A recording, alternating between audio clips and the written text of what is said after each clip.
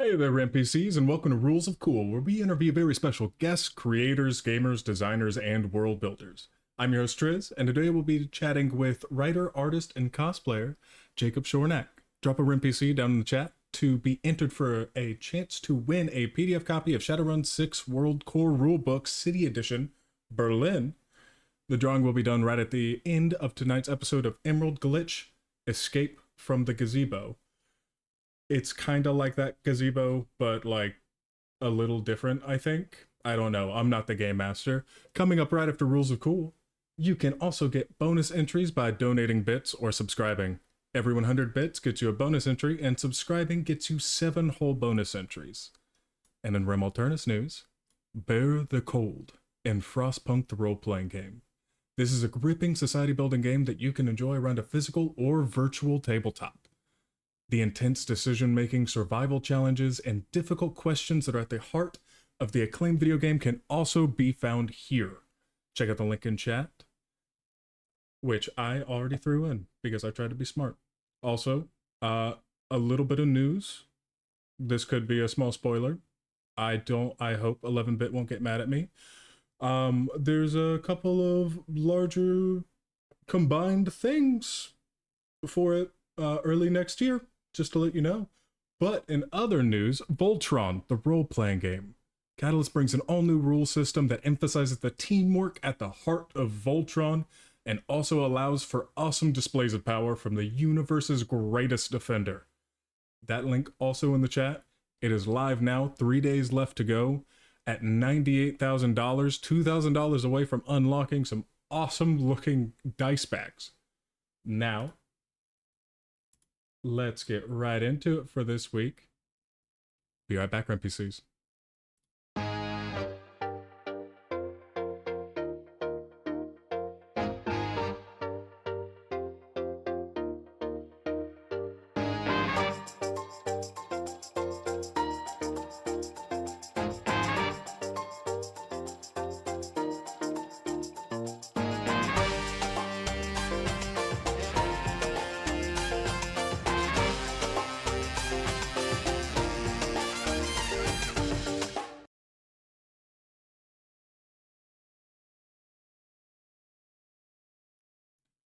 All right, welcome back, NPCs, and welcome back to you, Jacob. How are you doing?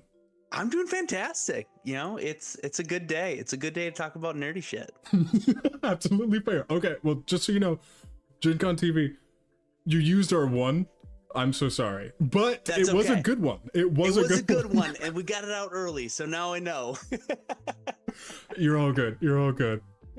Well, Jacob, as we always like to start our show with, what is your history as a gamer? Yeah, so I've actually been playing TTRPGs for 20 plus years.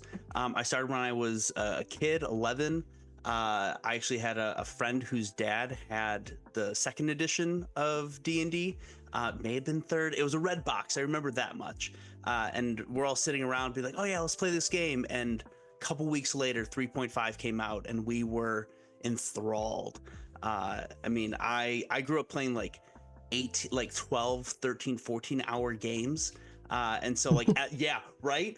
So as I got older, and people were like, we're gonna do a 4-hour session. I'm like, I don't understand this. Where's the rest of it? But I just fell in love with the storytelling and like the ability to just like imagine things, create characters, and a couple years into us playing, our GM was like, hey guys, I want to be a player. And I was like, okay, this doesn't seem that hard. Like I can GM. Quickly learned how difficult it is to be like, oh, there's rules, and like you can't just do whatever you want. But very much. Well, sometimes you can. Sometimes, yeah. But yeah, and then just kind of kept playing and gathering new systems, and have never looked back. So. No, very fair. Well, question that's not on the list. What is your favorite game to run? So I mostly run 5e. That's mainly because, that's what most people want to play. They know, absolutely. Right? But I absolutely love playing Dungeon World. and running Dungeon World is powered by the apocalypse, and so it's very D&D-esque. However, it's like simpler and it's more narrative. I also love Kids on Bikes. Kids on Bikes is like top tier, so good. Yeah, I was talking to someone recently of how good Kids on Bikes is with the ability to like reskin it in anything you want. I'm playing the game right now where it's reflavored as in Supernatural, so it's hunters and nice. cars. Yeah, oh, it's so much fun. But yeah, Kids on Bikes is I think that one actually takes the cake. What kind of dice system is Apocalypse Dungeon World? I don't know. 2d6. Oh, okay, So, okay. yep. All right, very nice. I am all good with the D20 system, but for the longest time, I thought that was all there was. I was Same. like, oh, had to be. Same, yeah. Oh, I was, yeah. When I even played at GaryCon a couple years ago, like dungeon crawls and whatnot, where they have different dice that are even more obscure than the D20s and whatnot.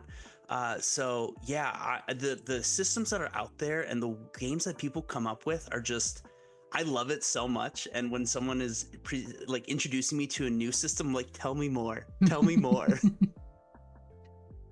No, I'm sure that's a little bit nerdy, but also like a lot of game master popping in there. Yeah. Well, Jacob, what is your favorite experience at a convention? And for you, I am going to open this up. This is the first time I've ever done this. Conventions and festivals. Okay, yeah. Man, my favorite thing. So I do a lot of, I've just recently got into gaming conventions. So most of my convention history has been comic conventions. Fan Expo, C2E2, Comic-Con, stuff like that. And then Ren fairs. But I think my favorite experience at a con or festival, I went to the Minnesota Renaissance Festival, where I cosplayed as Link from, like, I have my own style that I do of Link. He's like grungier. The idea came from bringing Geralt of Rivia and Link from Legend of Zelda together, because I was playing Ocarina of Time for like the 19th playthrough, and was like, hey, Link is basically just a Witcher. He's just going around killing monsters. And I was like, what if we just made a Witcher of Hyrule? And then various iterations, cleaned it up and was like, all right, we're just gonna make him grungy Link. And I got to going around, there was a kid dressed as Link, and I have a handmade Master Sword, the Hyrulean Shield, and literally being able to like go up to him and just like kind of do the kneel down and like, hey, take this. Like, it's dangerous to go alone, take this. The beam of excitement on his face of like, oh my God, it's the Master Sword. Like, my favorite thing right there was just that moment of bringing that fun and joy with the make-believe of like him recognizing I'm dressed up, he's dressed up as a character, I'm dressed up as the same character, and he's like, yeah, but this is the real Master Sword. So it has to be. It has to be. Also, sorry, someone got flagged for using the word nerd in chat. Oh, that was me. That was me. Oh. Okay, well, I just now saw it, and I was like, really? Nerd in this chat? Are you kidding me? Get my vapors, please.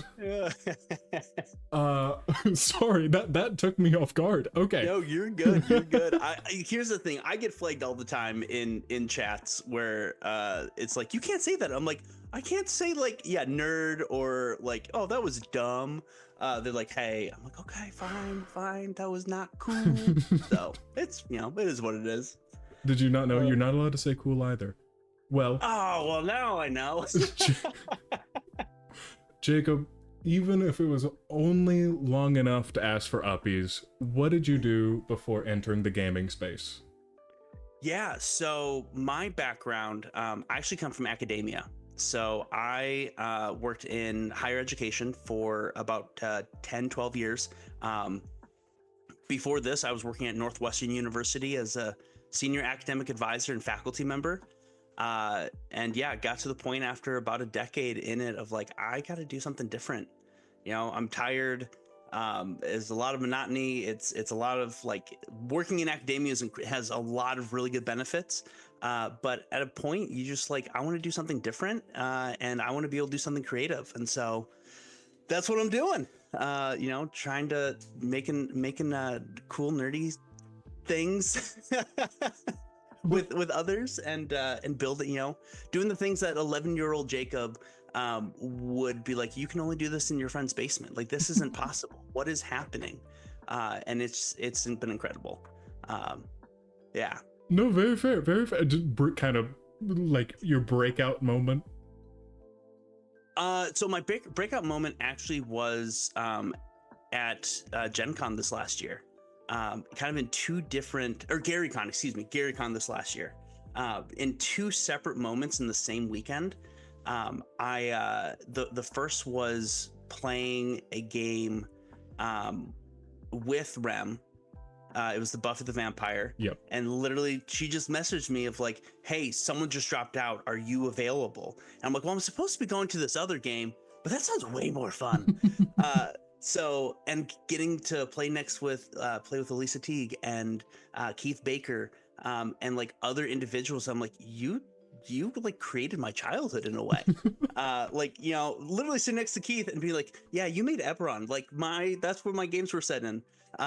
Was just like, it was surreal. And it was one of those like, okay, so you guys do this for a living? Like, this isn't just some gimmick. The other, how much did they pay you to be here? Yeah, right. Like in unbelievable, like they're paying for your hotel room. Like, you're what? Yeah, it was incredible. But then the other is I had the opportunity to meet a content creator, AJ Winters, who is the producer, creator, director behind Winter's Tales. And we just got to talking, and I started watching some of her streams. And then in April, she put out a calling on Instagram of like, I have this idea. Let's do something crazy. What if Bridgerton and Hunger Games had a baby? And created something called Castleton, which has brought together 120 content creators to tell one massive story. And from GaryCon, I reached out to her, not even to be like, oh my God, I want to be a part of this, but I was like, wow, that sounds really cool. And she's like, so you want to do it? It's like, whoa, I don't do this. Like, I'm not in this space. I'm just a guy who plays D&D in bars and breweries in his basement. Like, what, do you need like 121st for backup or something, or what? No, we're now at the point that we're trying to kill people. We're trying to lower the character numbers, because officially one character has deceased, and now it's at the point that we're like, okay, the story is moving quickly, kind of towards its end. But yeah, it was such a cool thing to one, almost like be low-key invited by someone that I'd met just like a month prior. But then the connections I made from there has just exploded to degrees I never thought possible, and interactions with individuals that are not only big in the space, but are like really cool creators and are telling phenomenal stories. And I think that's been my favorite part is not only getting to tell stories with really interesting and phenomenal creators, but also being able to watch and be in awe of the work that others are putting out. And yeah, it's again, it's like, it's presenting the sword almost of like, seeing the joy, but I'm the little kid this time. No, I love that. I love that so much.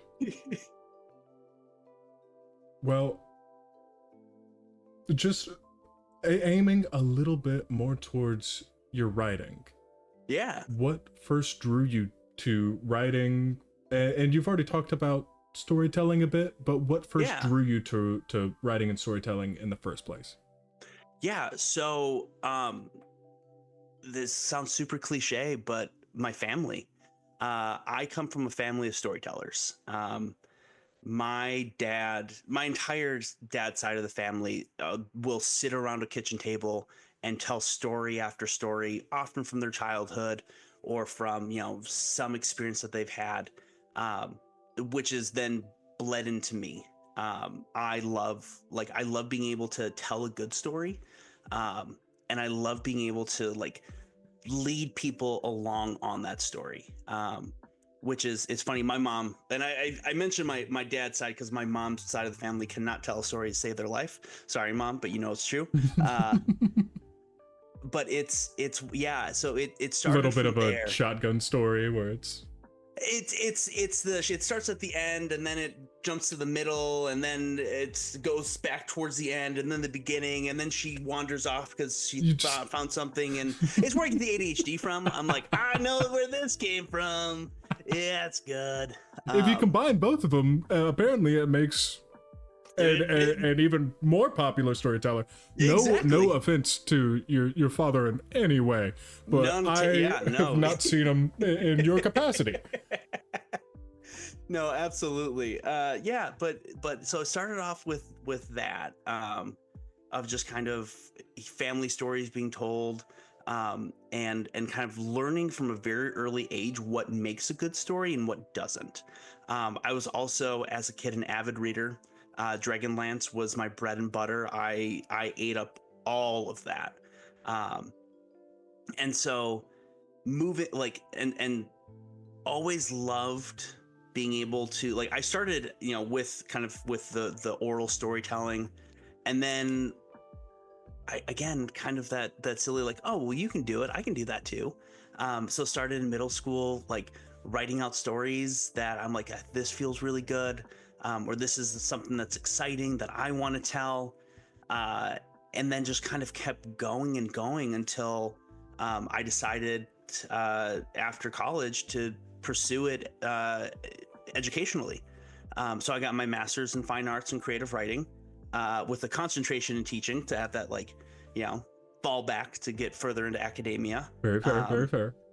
But yeah, just from there learned how to continue to tell good stories, and how to really what being able to see what a good story is, and kind of pull that out, and figure out kind of what makes a good story tick. Well, I mean, on top of that, I feel like I feel like teaching could have benefited you there too, because while you are absolutely a storyteller, you kind of, especially if it's a homebrew world or anything like that, you are teaching everyone at the table what is going on in this world. You are giving them a history lesson, sometimes like a social economic lesson for every city that you walk into. Yeah. It's also this is so I haven't gotten away completely from writing, but I've just discovered that I still love writing, but I love the collaborativeness of TTRPGs. I tell everyone that comes to plays at a table of mine, whether it's friend, whether it's a paying player, family, whoever it might be, like, this is not my table, this is our table. This is not my world, this is our world. And so I love it when a player will come with something that then just changes everything about the world, where I can then go, oh, that was cool. I want to explore that more. And to give you an example, one of my players, I made the world map and everything, and I drew everything out, and I had this little island that had 2 cities on it. One of them, I can't even remember the name of the first, but the other was called Effing, because I was like, that just sounds good, whatever. And he's like, that's where my character is from. I'm like, okay, well, why is he from there? Like, give me a little bit more. And he goes, well, he's from Effing, and they call it that because it's so effing boring. And he's like, but they're dragonborns, and at the other city are tieflings. He goes, but you'll never find them anywhere else on the continent. I go, really? Why is that? And he goes, I don't know. That's just where they went. And go, in my head, I'm like, no, we have to find out why. There's a reason. Yeah. And so it literally created an entire campaign where there was something called the Draconic Infernal Wars that dragons, like dragons are not from this realm in the world that we're creating this at this table. Neither are demons, infernals, anything of that sort. And they made an alliance to come and try and take over the material plane. And basically there were a group of dragonborns, dragons, and others that, you know, tieflings that were like, no, we're gonna try and stop it. And so they are the descendants of those who fought against these invading forces. But that's not something that I came up with because I was like, we need to have dragons and demons. It was a player saying, I have this idea for a character. This is where they're from. Here's a little bit of a joke, but let's make it into something bigger. And like, so that's what I love it. Like that is the type of storytelling that I just thrive on, is let's build this together. And let's shoot off ideas with one another. No, absolutely. I feel like if there's ever any time a campaign that I've seen, because I've only played in a few, has gone wrong, or I wouldn't even say wrong, because everything can be an artistic choice, but yeah, anytime that something has been, you know, met with rub has been whenever people aren't flexible. And I love the idea that it's all collaborative and it fits and it works. That is a really good mark of a great storyteller. Yeah, I mean, and I tell other GMs all the time, like, if you want complete control over the story, go write a book. Like, if that's how you want to be, which is again a great, like, you can be a great storyteller and just be and write that novel. Is obviously other people are going to be involved in it with beta writers and with others reading and editors and kind of, you know, individuals giving input, but like, you're the one controlling it from start to finish, and you can choose to take that advice or not. With TTRPGs, the players are gonna, like, both GMs and players are gonna walk away if they don't have a voice there. And let's be honest, the story's not gonna be very good if it's just the one. If it's just that one voice saying, well, this is how it has to be, this is the world I created, there's no other voices, there's no other choices. Okay, then what's the point in it? So no, very see, our sessions after Rules of Cool are what, 4 hours long? So short. We have so short, I know, goodness. Our record for derailing our GM so far is down to about 30 minutes, where everything after that 30-minute mark is completely just not planned. Yeah. I mean, but here's the thing. That's also, which is beautiful. Good on you guys for staying on track for 30 minutes, because my tables are usually like, I'm giving it 5 minutes and then it's off to the races. Yeah, like, yeah, I can't, like, for example, I can't run modules. I just don't like to, because it's too players focused. It's too They're not going to do it. I need to know what's behind this door right now. I know that it has nothing to do with what you are directing me to. I need to know what's behind this door, and I need you to come up with 3 magical items that are behind this door right now. Yep, I also need to know that. I'm like, well, why are you giving that as an option? There's nothing down there. Well, there's gonna be something now. Yeah, it's one of those. It's yeah. So I also very much love the derailing of a good story. But again, props to you guys. 30 minutes that you guys can stay on track that long.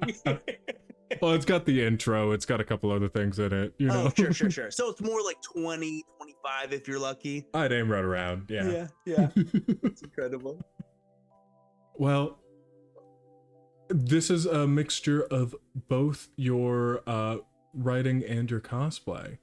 Yeah. What type of character? And I understand Rusted Link. I got that one. Yep. But what type of character do you like to write or cosplay as? Strong, flawed, eccentric?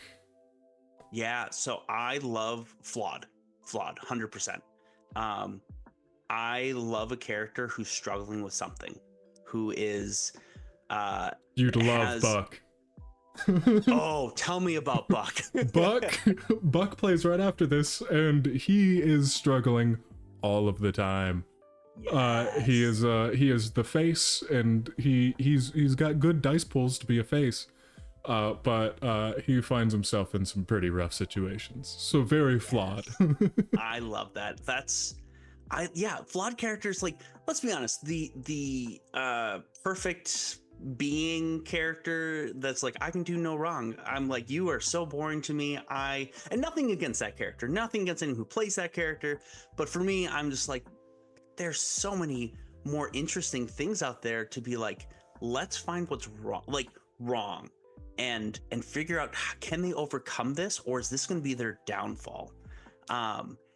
Like for a couple characters come to mind, and I'll just throw out like one or two of examples. So like, and I will say, so like, I'll give you cosplay first. So cosplay is usually, I will do a character not based on who they are, but like the idea of how can I kind of alter this slightly.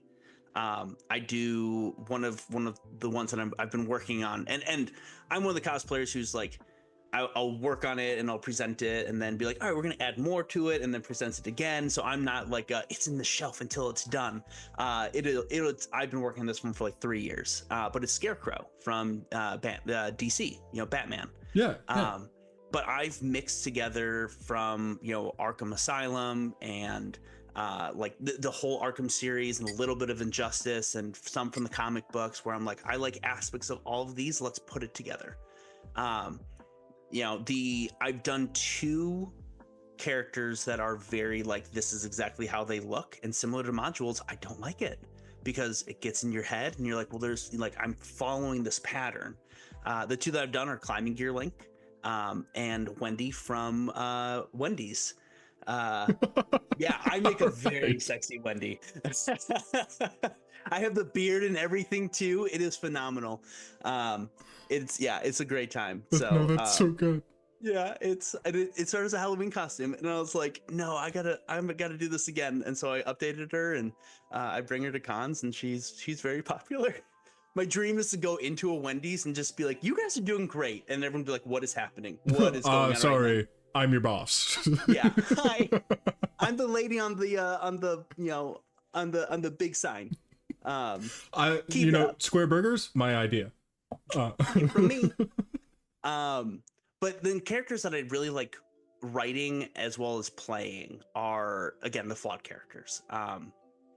So like in a story, this was my thesis actually for my master's, was to write a novel, and it's currently been shelved. But give you the bit of the synopsis is, surprise, the pandemic was my fault. Yeah. I started writing Everyone, this in 2016. Go get them. Listen, I'll send you my address. You can come beat me up, because I know it's my fault. It started writing in 2016, and it was basically that a pandemic, a virus spread across the world, and wiped out 3/4 of the world's population. And it followed a grandfather who was living in Harrisburg, Pennsylvania, who lost his whole family. His grandkids were gone. His daughter was gone. He had nothing left to live for. He was done. And he just had this memory of his granddaughter telling him that she wanted to see the Pacific Ocean because she'd seen the Atlantic, but she wanted to see the bigger one, and she'd be able to tell the difference because it was bigger. And she's like 6, and so his whole flaw was, I want to do this, I'm going to do this, but I'm going to do whatever it takes, no matter who I hurt. And so he was a really bad guy, using people, leaving people behind. And the only reason I left it, I love the character, but when you are writing about a pandemic and then living through a pandemic, it's pretty hard to be like, yeah, this is great, there's no break. And so yeah, so I had to shelve him, but he's a character that kind of still sits there and is just like, yeah, this is a great story to tell. I'm currently playing in Castleton, another flawed character. I'm playing Duke Troilus Ilex Gladius. He's the Duke of the Empire of Arma, which is a matriarchy, and he is originally from a kingdom of Cerule, left that kingdom to marry his wife, who then died. And the way that it works in Castle is every 3 years, you have to, the unmatched, the unmarried, have to go up to the castle, the floating castle in the sky, to match. And because his wife, because it's a matriarchy, his wife was the title holding person. He just happened to get a dukedom because he married her. But he has to go back to remarry. And his flaw is he is a committed paladin who doesn't break oaths. And the oath he made when he was 13 years old, because his father had an affair, which created his half sister, who's played by the incredible Kato, who Helen Handbasket, I believe is their handle. But you know, he made an oath. He's like, I'm gonna do 3 things. 1, family name, my cerulean family name, I'm gonna let that die out. I'm gonna do whatever I can to make sure that doesn't continue. Secondly is I'm going to protect my half sister, who I will view as my full sister. And the third is I will only love the person I match with. So in his mind, he's like, I can't love anyone but my wife. And he has to go back and remarry. And so he's literally having people all around him telling him like, hey, she's gone. Yes, you love her. You can still love her, but you're still here. You have a daughter that if you don't remarry, you lose. And he's like, I don't know how. How am I supposed to just say no to this? How am I supposed to move on? And one thing that made it really real for me was I based his late wife on my wife. Mainly because I was like, how else do you get into the mindset of like, I lost the person I love the most? Like, I was like, okay, I'm gonna make it my wife. Anyone out there who's in a relationship or married, don't do this, because it sends you down a really dark place real fast. You're like, oh my God, I'm thinking about my wife being dead and I have to remarry. I don't want to do this. How am I supposed to, like, so dark. But it's like, that's his. It brings out a real place. Absolutely. It does. And, you know, and it feeds to the bleed, which is not always a good thing. But in this instance where I knew this was not a character that I'd be interacting with, it made it so that way it's easier to get into that place of, I don't know how to move on.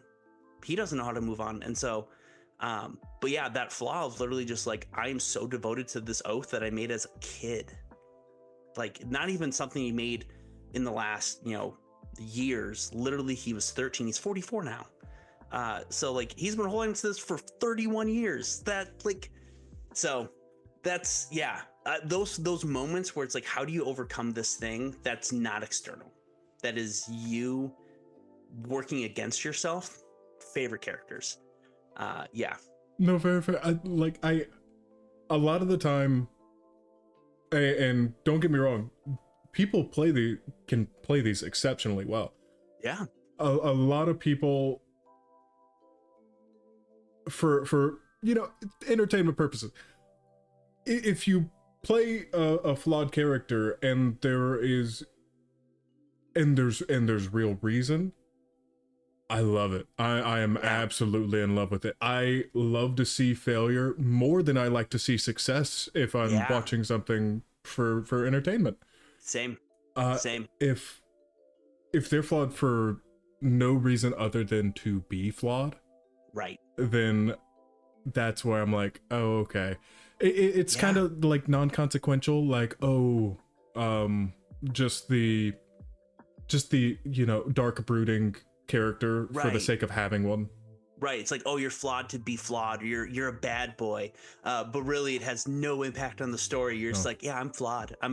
Here's what's wrong with me. And it's like, okay, you don't like broccoli? Like, and if you ask them, like, even just in game, it's just, the inner machinations of my mind. Yes. You don't want to see the dark, twisted things. You couldn't imagine what goes on in this brain. Oh, tell me, please, tell me. I love it so much. Well, okay. I know that well, mainly because it's on the middle of the screen. We have something to talk about here in a few. Yeah. But let's cook through some of these questions really quick. Yeah.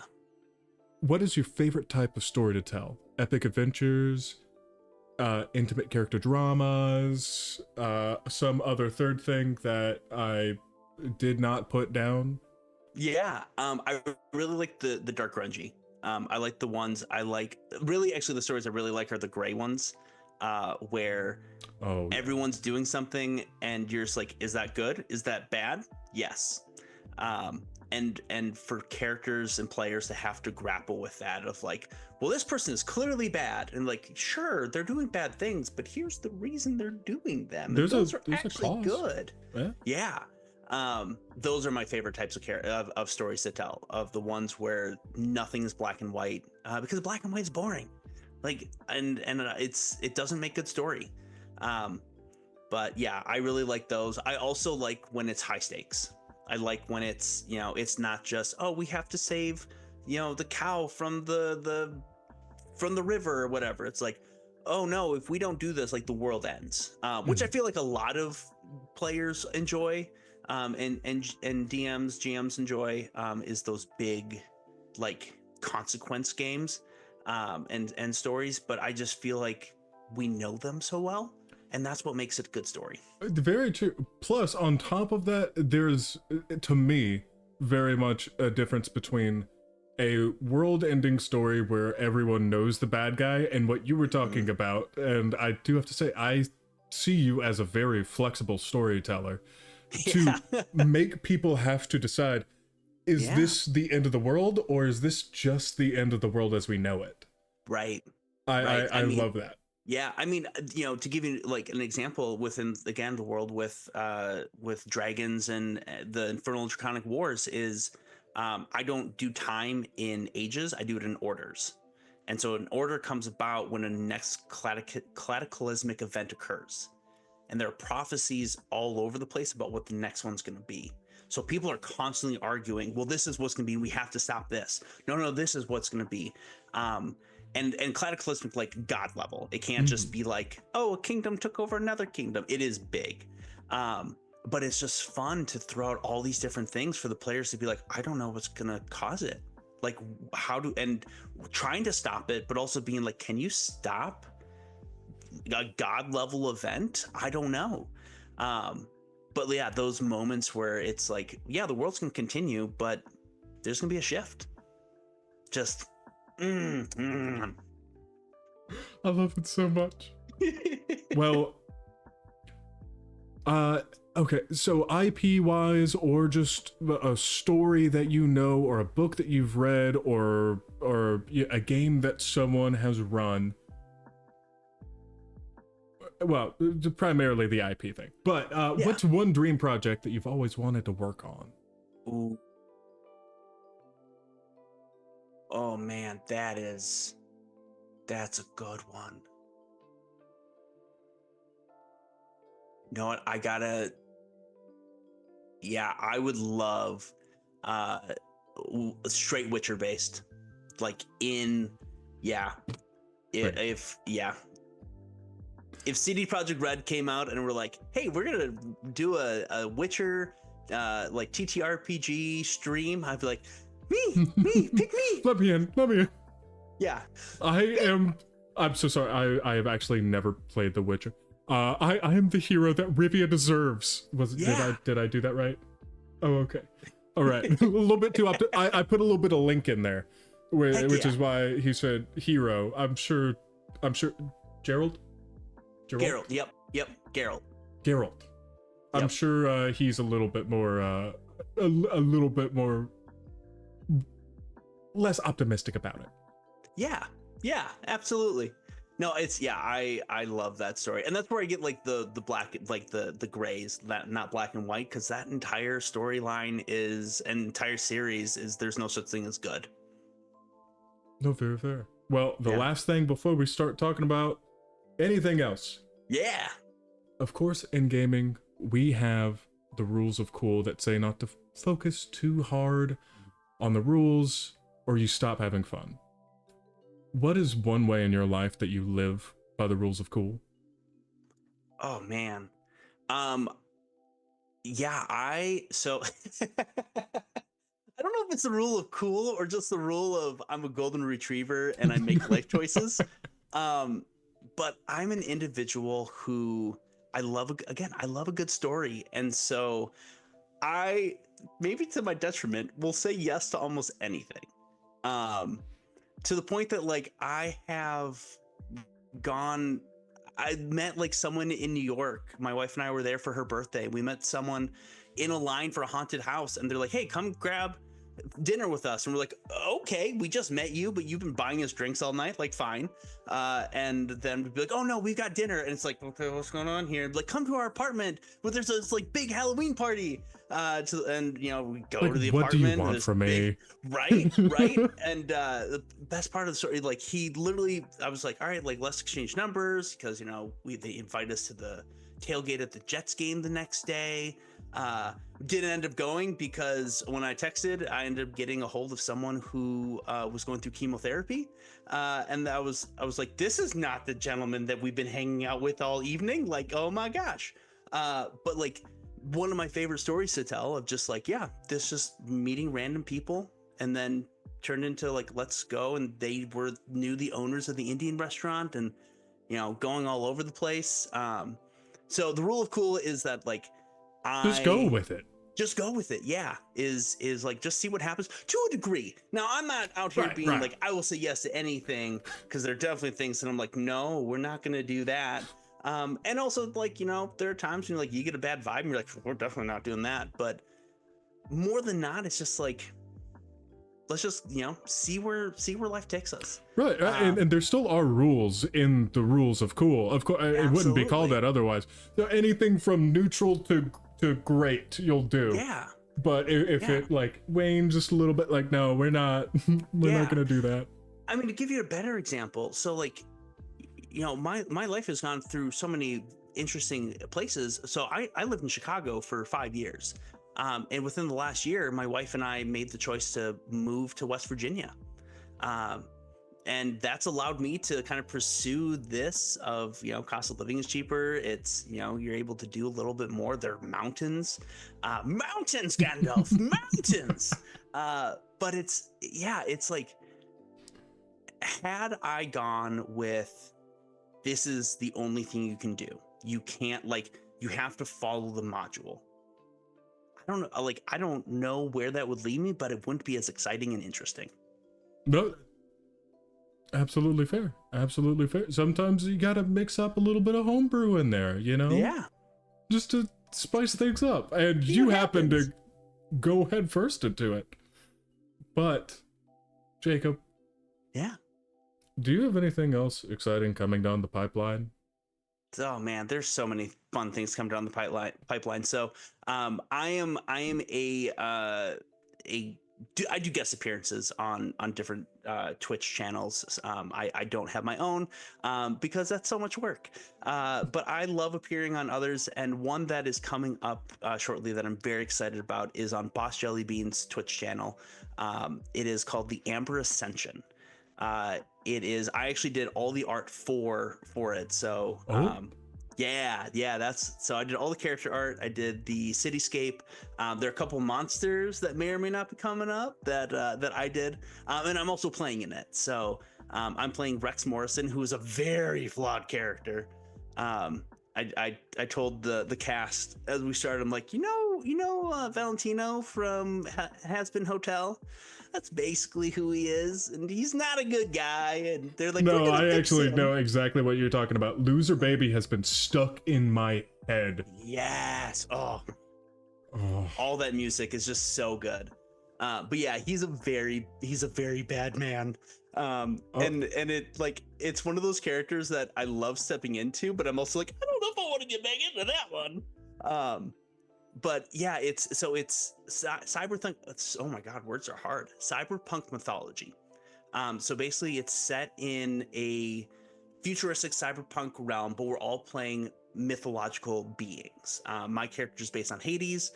There are others who are based on like a catchy, which is the Scottish like lycanthro cat. Um, I'm trying to think who else is. There's someone based on a phoenix, and then a couple others, and I can't fully. One's based on like Odin. Um, so yeah, so like we're all based on different characters, different beings from mythology. The first episode is going to be appearing on December 23rd, I believe at 7 p.m. Eastern time. Again on Boss Jelly Bean's Twitch channel, and which we are doing the Silent Year to start the world. If have you ever played the Silent Year? I've not. Oh, it's phenomenal for world building. Basically, everyone goes around. You have cards, and we did this all virtually. You have cards that you pull for for different seasons. You're going through, and it's like, what is a cataclysmic event that has occurred? Actually, here's a better one. What is a project that people are working on? That is like everyone's putting their resources into. And we're like, oh, they're making a monorail, and we're setting this back like thousands of years before the start of the events of the show. Mhm. And then that came up with, okay, cool. So iron is low in resource after the building of this massive train. So that's the currency. Gold and silver and other like precious gems that we would view as, and stones that we view as like, oh, that's what we want. People decorate their houses with it, and it means nothing. One character that I drew literally has iron jewelry to show how rich she is.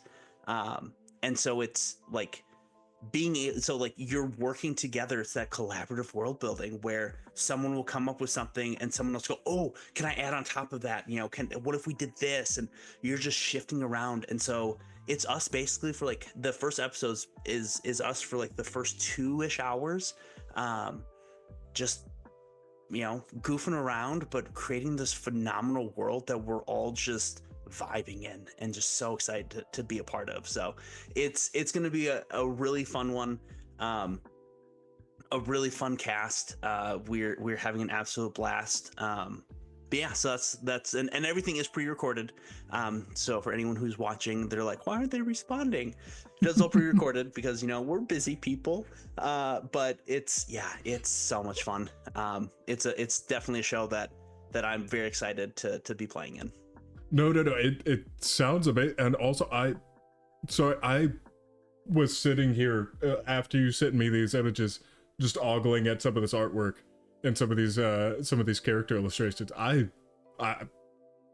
Yeah. I love that. Yeah, thank you. One of my favorite things to do, and this is not me being like, hey, hire me, but I love bringing people's characters to life.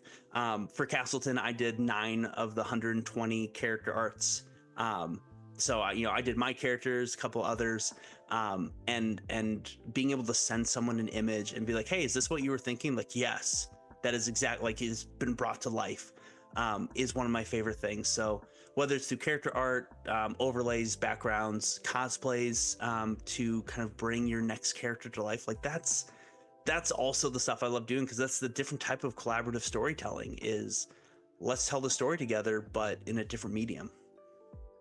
No, it's fantastic. Yeah.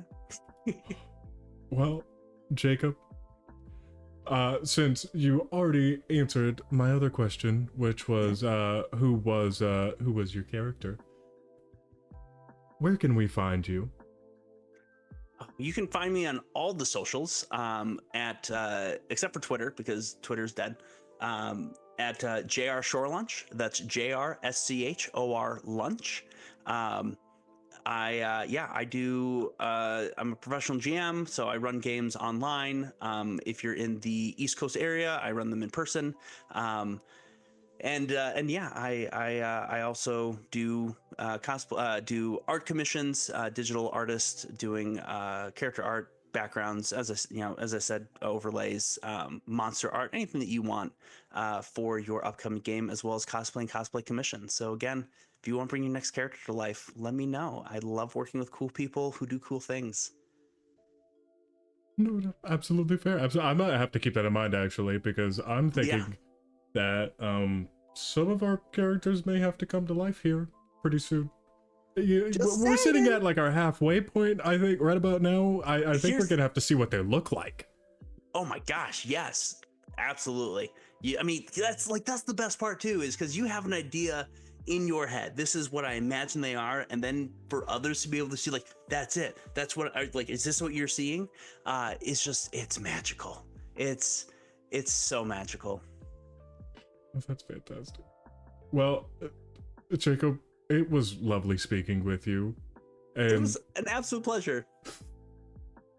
I just want to thank you for all of your energy and everything that you do for the gaming community. Thank you. Yes, I mean, I do recognize I'm a golden retriever, but I love this community. It's one of the most welcoming, one of the most genuine groups of people that I've ever been around, and I'm grateful for you and Rem for allowing me to come on and chat with you about all the cool things that I get to do, and the stories that we all get to tell. So very, very appreciative. No, of course. Thank you so much for coming on, and don't go anywhere, like I said before, and that goes for you too, Rem PCs, because we will be right back.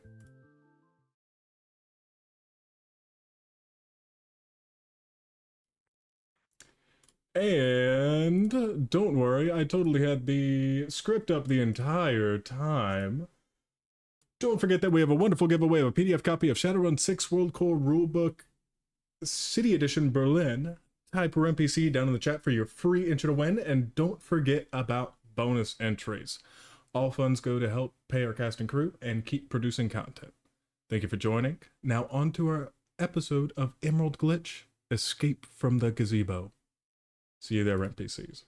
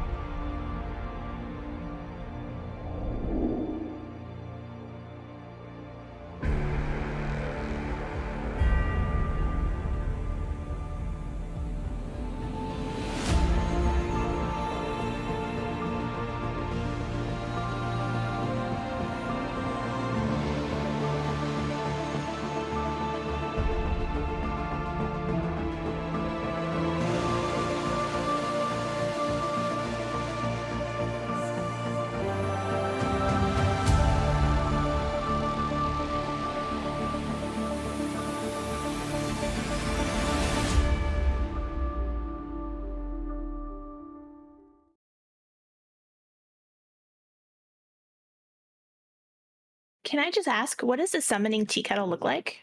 Oh, a summoning tea kettle. It is made out of cast iron that has been painted ritually with symbols in blood, obviously, that are Oh, then coated obviously. and shellacked over so that they don't flake off, that way it can last for centuries. And we use a nice clear coat though, so you can see them quite nice, quite clear. We mix in with the blood, we mix in the iridescent paint, so it gives us a nice little beautiful shimmer, especially as it heats up. And as you heat it up, that's where the magic happens, because that is when all of the symbols start to glow and get bright and beautiful. And as the tea kettle whistles, that is the summoning ritual complete. If you have an interest in using the summoning tea kettle, or taking part in any of the other worlds in our games, you don't have to have experience. Just join our Discord, and the GMs will work with you and help you find a game you enjoy. The link is in the chat. Ready to level up your cosplay game? Check out the Geek Forge on Etsy. With a variety of props to give your photos that extra spark, you'll find just what you need. Hold magical fire in the palm of your hand, or take a potion to restore your mana. With a large variety of colors, you can choose your own magical flavor for your cosplay. Bring drama to your photo shoots with these vibrant props and more, all available at the Geek Forge. Are you ready to level up your cosplay?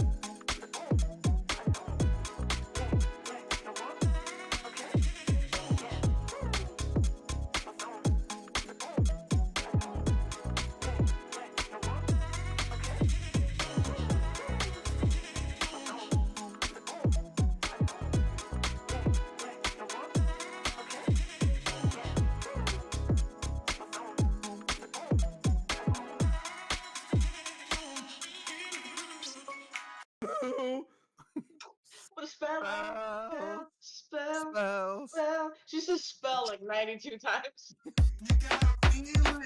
Spell, spell, spell, spell, spell, spell, spell, spell, spell, spell, spell, spell, spell, spell, spell, spell, spell, spell, spell, spell,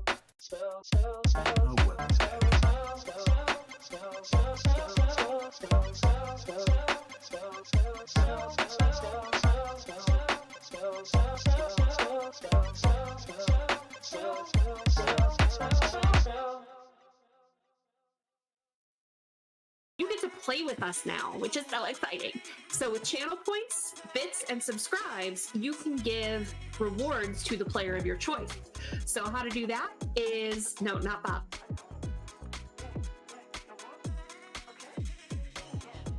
Channel points, I believe it is 500 points, gets you NERPs, which is +3 to any dice roll to the player of your choice. For 1,000 channel points, you can do a point of edge to any player. And for 2,500 channel points, you can do 4 edge to the player of your choice.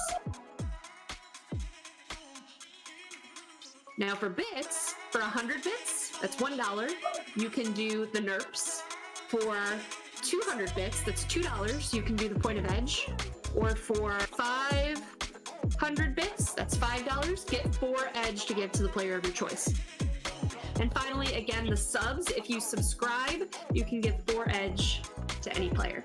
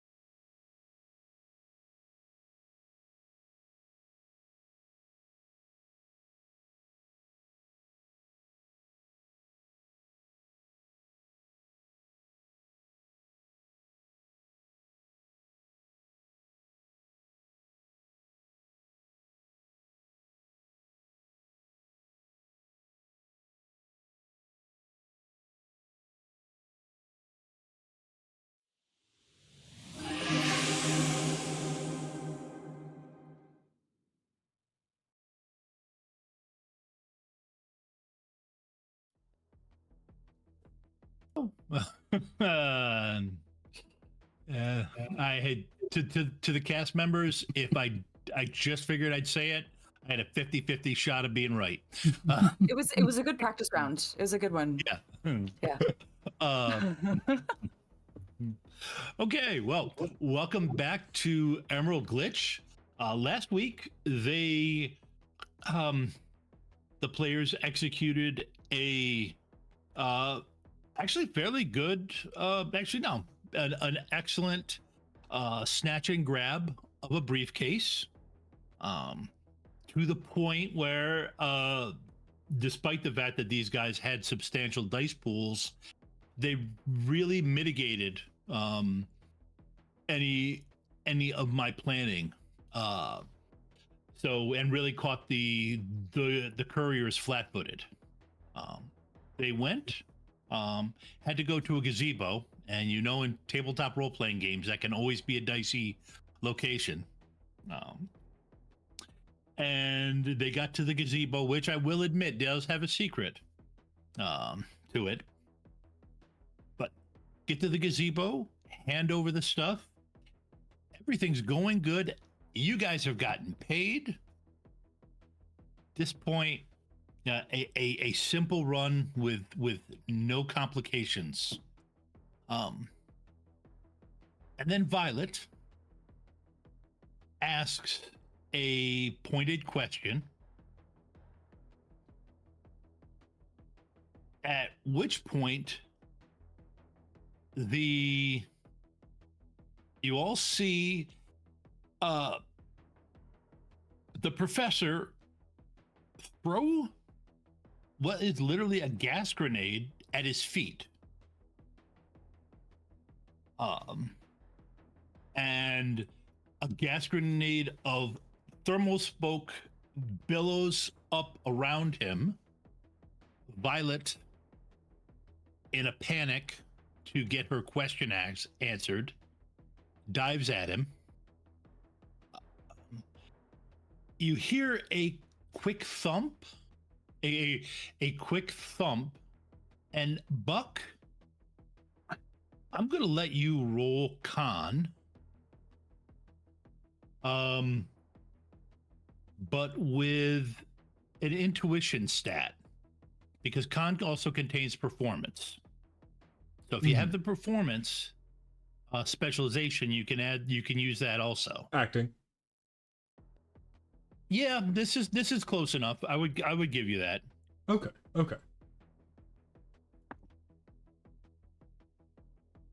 CX.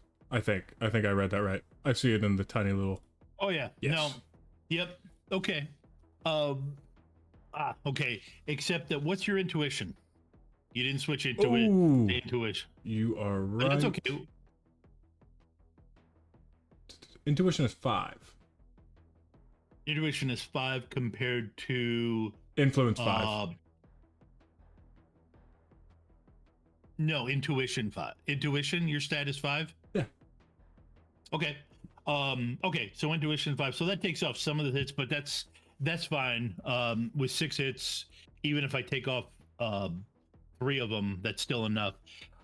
You're pretty sure that slight bump was a little bit of stage magic,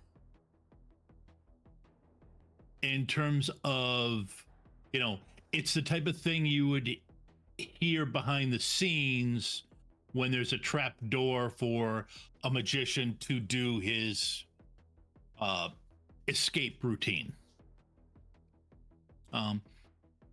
So you think that's what's happened. However, you'll have to put that on the back burner, because at this point, I believe you were the only one that picked up on it. You also pick up on the fact that there are guys in right surrounding us. Yes, armed men coming out of the woods. And there is about 20 meters.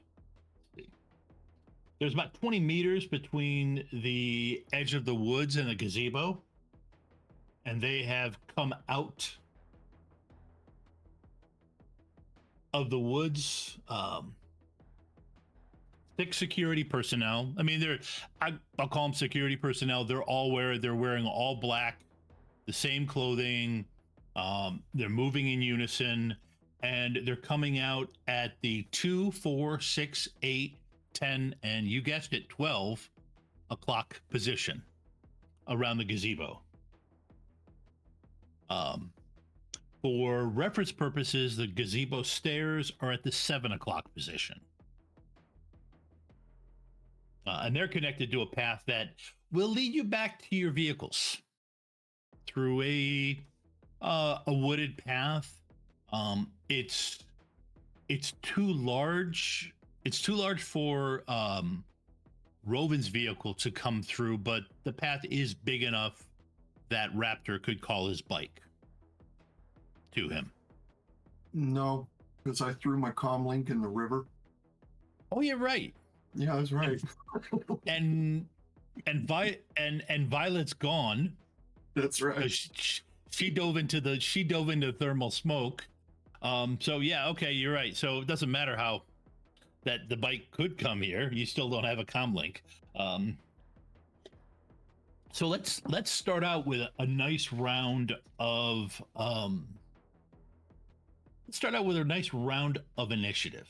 If there's any moment between there and the start of the fight, Buck is yelling, "Get down!" I'm gonna hand wave that you are able to send out. Say that we're surrounded. Yeah. You're able to let everybody know that this has happened, so that you're not stuck, flat-footed, in this situation. Oh, of course I didn't press it.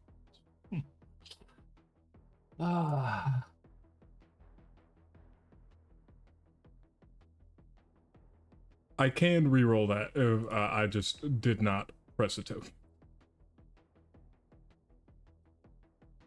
It'd be easier if you did. Yes, that way I don't have to. Yeah, I gotcha.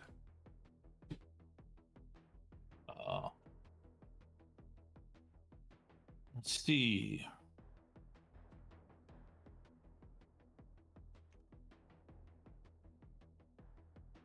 Oh, too many windows. I was gonna say it did make sense. Hey, I rolled the same thing. Whoa.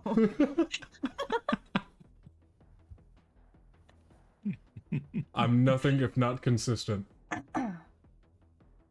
Yeah. Hey, it's there are worse things to be than consistent.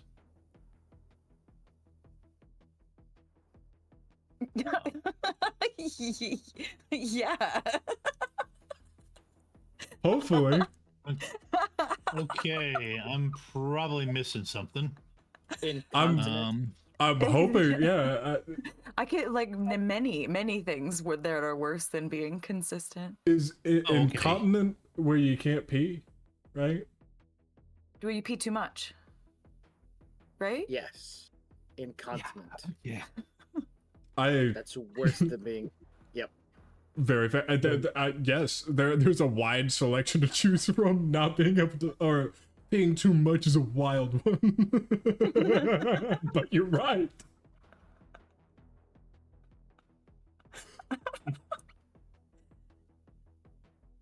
Yeah. Yeah. Okay. Well.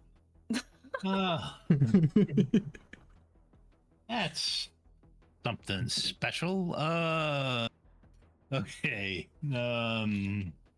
Oh, I definitely thought that aggro tank was an NPC of Tom's for a second there. I just saw aggro tank and I was like, oh, okay, all right. We don't get his name. We just get a special version of Tank today, I think. Yeah.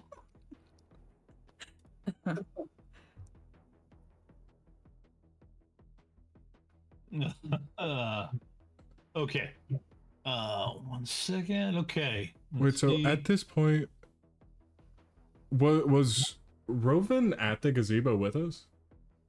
Yeah. Okay. Yes. Okay. I Yes, they were. didn't. Okay. Yeah, they drove the van. Right.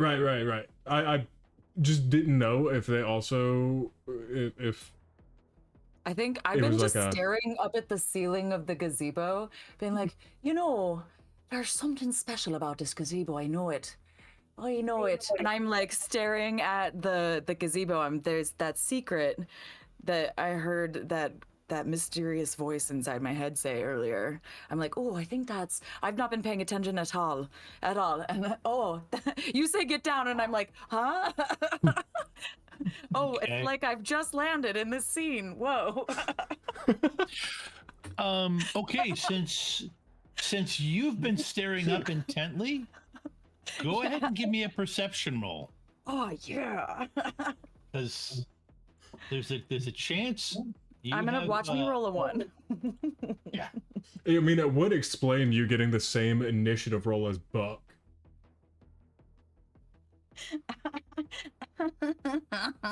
That tracks. I've been staring at the ceiling, not noticing a single thing. Oh, nice. That tracks. Yeah, this is. Oh, okay. Yep. All right. Well, I can live with that. I mean, I'm sure that'll be fine. Yeah. Okay. Off to a So great start. Can I roll for a leadership for some extra dice? Don't waste it on me. yeah. Well, I mean, really anything that Buck says can effectively be like a leadership role, so long as he's saying like telling you what to do. Okay. So at this point, they are all 20 feet out, or 20 meters out from the gazebo. Agro Tank and Raptor, you both have actions that you can do. Agro Tank, what would you like to do? Have they drawn weapons? Oh yeah, no, they came out of the woods with weapons up. What kind of weapons? Pistols, rifles, garbage bags.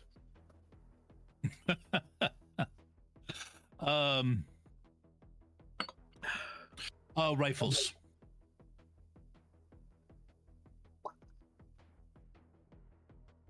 Okay. I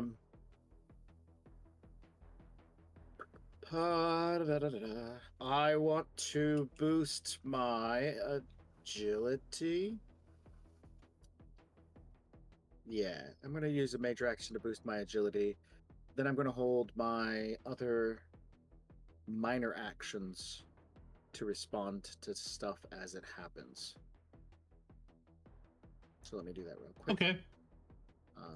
That is actually 2 higher, so I need to double check that. That's 8 plus 2, that's 10. Automatically puts -1, so that's button.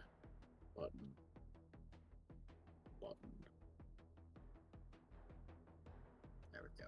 Okay. I'll let you take your. That increases my agility by 4, as that is the max for the next 5 rounds. And then I'm going to hold my other 4 minor actions. 1, 2, 3, 4. Wait a minute. Okay. 1 plus that 5. I saw a 5. Is boosting your agility just a minor, or is it a major? It's a major. Okay. It is a major. So that's major action. And then I have, it's 1 plus the number of d6s you have. So that's 5 minor actions I have. Okay. Now. So, yeah. I'm holding, but I will look to Raptor and say, not yelling, but not in like a quiet voice. Mohawks out. And that's it. Raptor? Raptor runs screaming at the number 6 guy and what he's screaming is "Mohawks out!" He's grabbing his whip. Okay. Okay, so he's I'm just, because I need as many miners as possible, because I know we're going to be taking a lot of incoming fire. I'm only going to do a regular move rather than a sprint. Okay. Because I want to save as many miners as I can to do all the dodging that we're going to probably need to be doing. I will take my major action to ready my monofilament whip, so I'm only moving 10 meters towards the guy at number 6, because you said our vehicles are at like the 7 position. They're not. Well, they're at the end of a trail. Right, but that is at the 7 position. Is in the 7, so that's where I'm heading, because we need to cut a swath to get people through, or at least I want to hit the woods, so that we are not taking on full amounts of fire from all of these people. Okay. So yeah, all right. Minor action to move, major action to take out the whip. That'll leave me with 4 minor actions for doing dodgy stuffs. Okay, you have successfully made yourself a target. Let's see.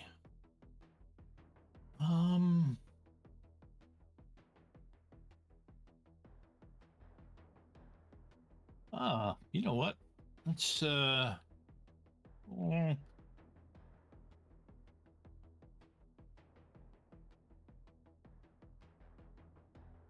okay. Isn't that special? The security, as it turns out, the security team leader, and coincidentally has the biggest dice pools, is the one that is at the position you are charging. So let's see here. You where was that? Come on.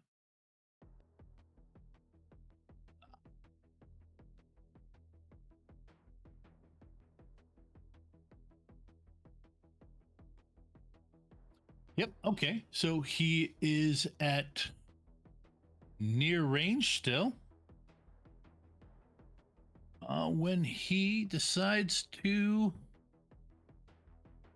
open fire.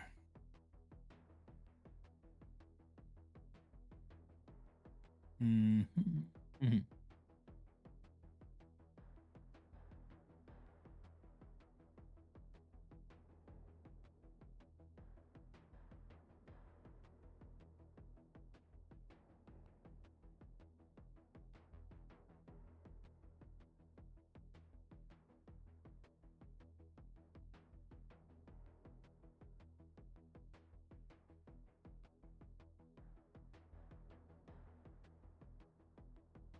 He's opening fire at me.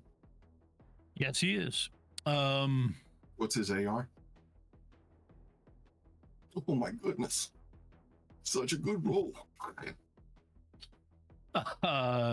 His AR is 8. Okay, my DR is 6, so he doesn't get an edge. But I will get an edge on my defense.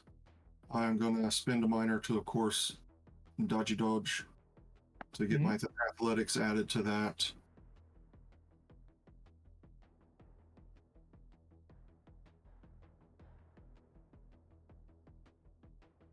Oh, it's no good. We're gonna reroll failures on that.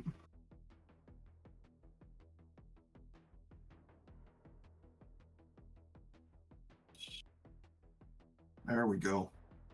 Oh. Total of 9. Total of 9. Okay.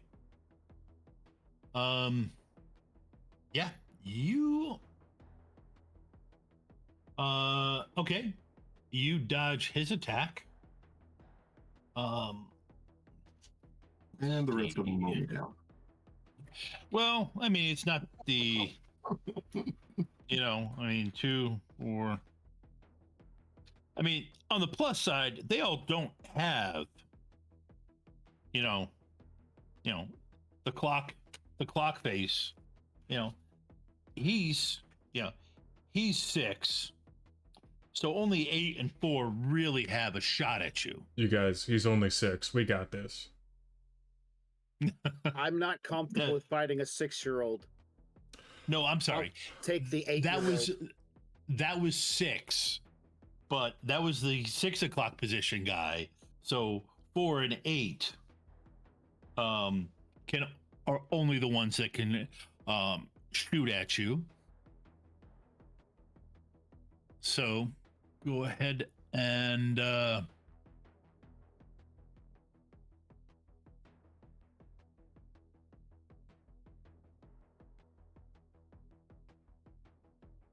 where is that? Come on. Go ahead and roll defense again, and I will give you. Well, actually, let me see how I roll.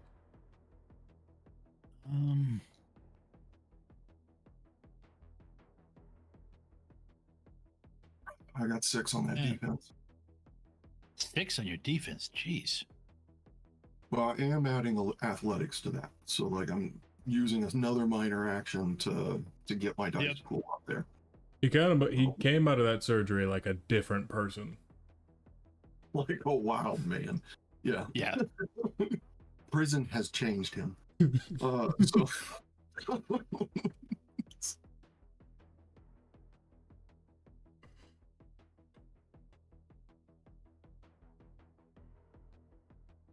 Oh. Okay. Okay, so that one right now is good. So that one you got to soak 4S. And that was from 4.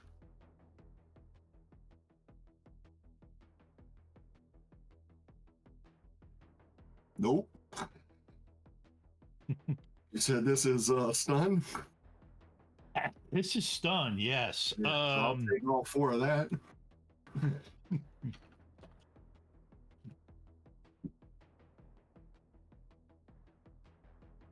And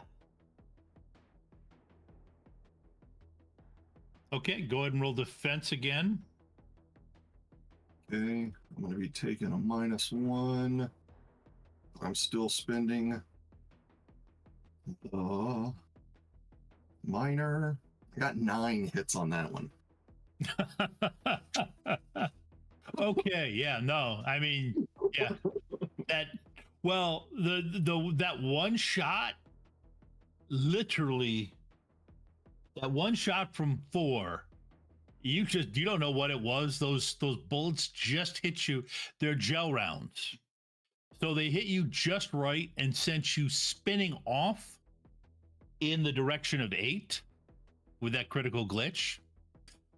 So yeah, he was completely shooting in the wrong direction.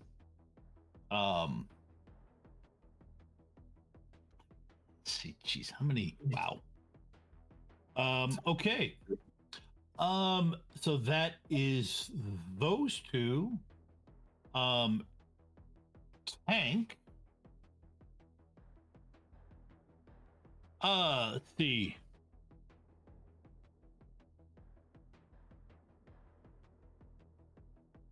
Let's see here. I'm just gonna do it this way because it's faster.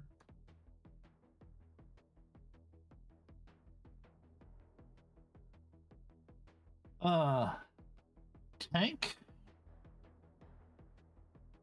You get shot at by 10 and 12. Okay. First one is 5 successes, second one is 4 successes. So go ahead and roll your defense against those. I will be utilizing dodge on the first one. Okay. Core, defense, and the modifier is my athletics, which is 7. Gives me 8. I will not be using dodge on the second one because you can only use that once around, right? Dodge you can only use once around? I'm asking the question. I don't know. I don't think so. Character adds that to a single defense test. Okay, so the minor action. So I could technically just dodge. Yes. Yep. Yeah. No, it's I've actually built dodge. I've built dodge character. I've built dodge tanks. They didn't have the body that tank does, but they could dance. Yeah, so I'm not going to do that on the next one. So in case I want to make a major action, I'm going to take it. So this was just So a your defense roll. actions will refresh next turn. Yeah. Yeah, but if at near the end of the turn, I will have a major action to do something if I don't do anything else because I have. Oh, because you held an action. Yeah, I've withheld 5 minor actions. Okay. Yep. So, Go ahead. I am 6 aggro tank dodges again. Okay. No, you're acro tank. All right. Aggro tank. Oh, acro. Okay. Aggro, Buck, like you got to roll farming. defense. But you're dodging, so Oh. like acrobatic. Oh, let me fix that. Now I have a zero in my head to Afro Circus. Oh, we can do that too. Afro tank, but he's bald, so that doesn't count. And Roven, you need to roll defense also. Oh, don't shoot me. Oh no. Am I the only one who got down by my yell to get down? I didn't have a chance to. How do I even do that? I don't know how to dodge. You Just can shoot me. Yeah. No, you could spend a minor to take cover, yes. Oh, I guess. So Yeah, I'll do that. Can I? Because I haven't gone yet, so I could do that. I can like hit the deck, right? I was just reading that too in the little book over here. Yep. Let me hit the dirt. The dirt. Yep. Yeah, I'll give you a +2 defense. So then I roll with a +2. Okay.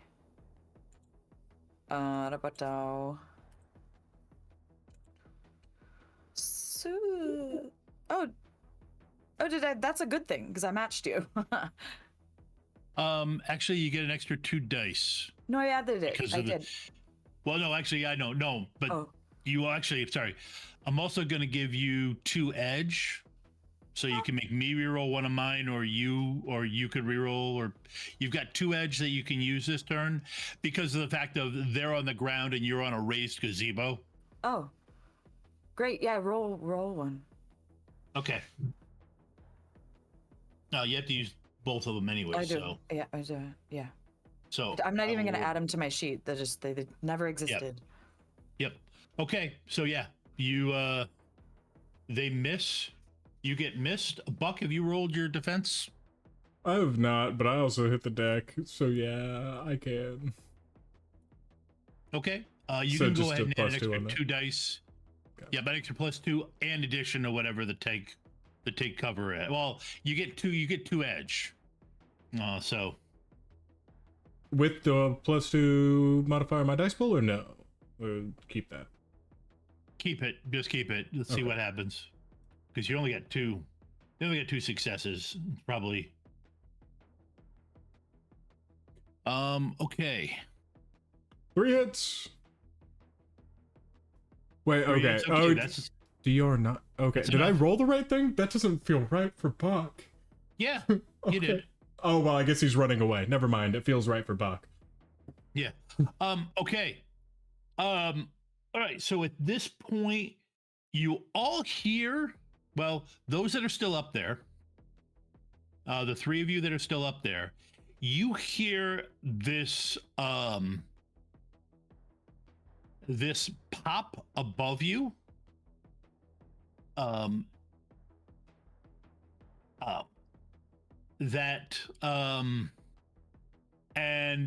you are coated with an oily substance.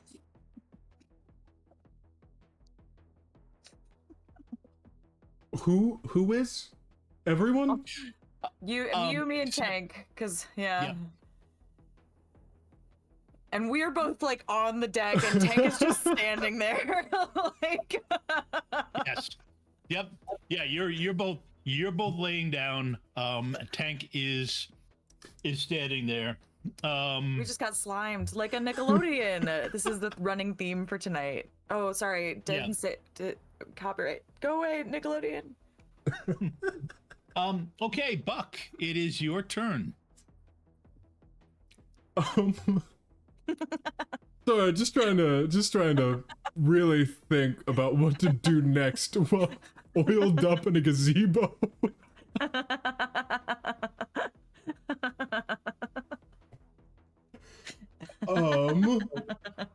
Isn't Violet going to be upset she missed being oiled up in a gazebo? She'd be so mad right now. It would be worse because she knows what I just did to you guys. She would probably know what I did to you guys, to you three. It got Okay. less funny really fast. Yeah. Watch out for open flames. So, okay, if I'm still down on the ground, and I'm looking at the 7 o'clock position where the opening of the gazebo is, right? I'm right on that. 7 Reasonably, o'clock. yeah. Yep. Yeah. Can I see where Raptor and the leader of this group are? You can't. You could see the leader of the group. You can't see where Raptor is because his critical glitch kind of knocked him sideways towards the 8 o'clock position. Right. Okay. Well, that leaves a clear shot. I want to pull and fire from a prone position. I'm not going to take my chances trying to get up. I do not have enough balance for that. Is there anything special that I have to do for wallowing in my failure roll?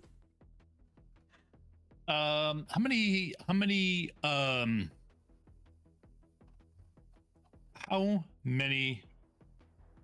initiative dice do you have?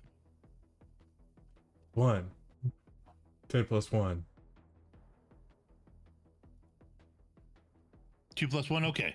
10, yeah. 10 Oh, plus you got 3. So yeah. So you have 4 minors. So you could use a major to ready. Sorry, I only have 1. Oh no, yeah, you're right. You used a minor to.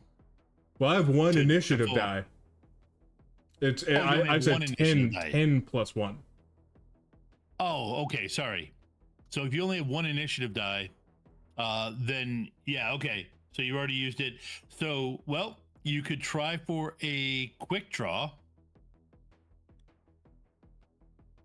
Listen, ain't nothing like a gunslinging face. Yeah, what do I need to go for that?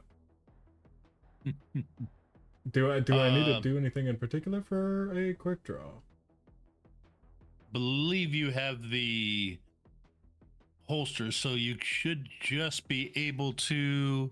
You can use a minor action. Yeah. Okay. Yeah. You just have to use the minor action. So yeah. All right. Yeah. So go ahead and first off, give me an agility roll. 3. Oh. Okay, that's enough. Hang on. No, that was agility. I pressed agility. Oh, never mind. That was my old roll and submit. That's a 1. Oh, okay. Are you satisfied with that roll? I have 2 4s. Is 2. The threshold is 2 for this to hold on to your gun. Oh yeah, no. Yeah, I feel like if luck is anywhere on Buck's side, it's holding onto his gun in a slippery situation. Let's push some edge and Wait, what is more advantageous? If I'm aiming for a 2, then I just bump 4s with 2 edge, right? That's with 2 edge. That's solid. That will definitely happen. So okay. All right. Oh. So you hang on to your gun. I'll go ahead and roll your attack. Got it.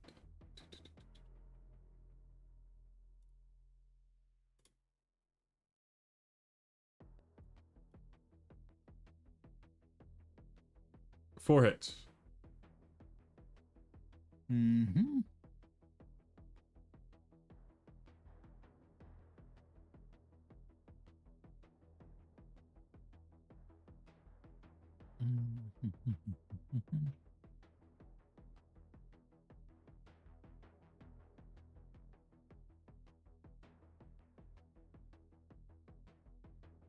Really? Okay. Oh. All right. Oh. His DR is Whoa. actually his DR for this is he's wearing different clothes than I had on. Yeah. His That normally happens in slippery situations, I understand. well, they're not in a slippery situation. It's just you guys. Oh, well, yeah, I just meant ending up in different clothes than you expected to be in. Yeah. That's right. Yep. 7. Okay. I just need to look up what 7. Okay. Your attack rating with the sliver gun. Okay. Don't believe any edges exchanged. So, okay. Based on his DR, so that does 3p plus 2 net.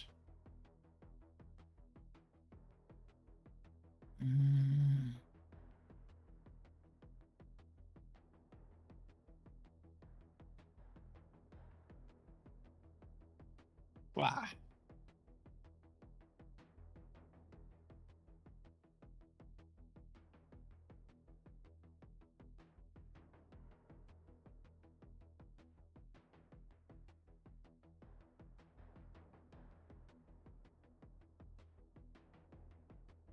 Well, that's not good. Buck is a mastery of his craft. Okay. All right, you hit him.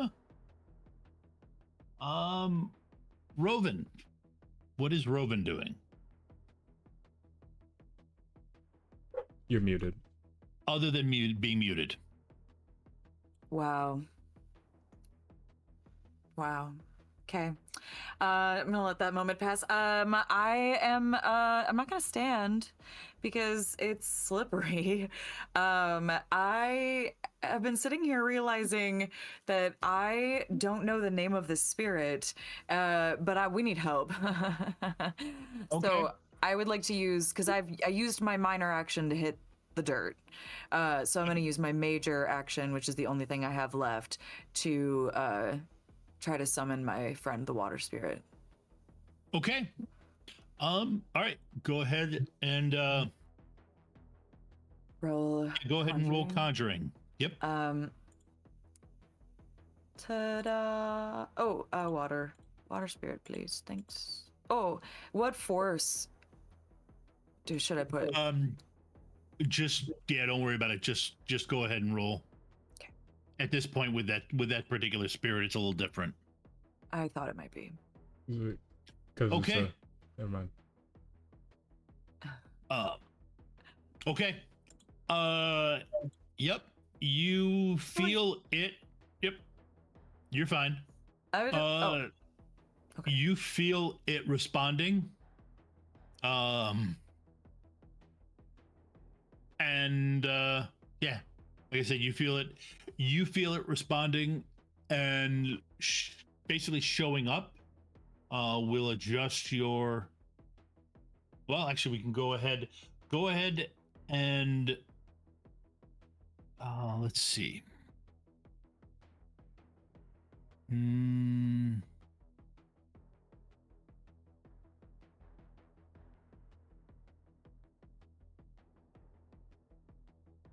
Come on. There it is.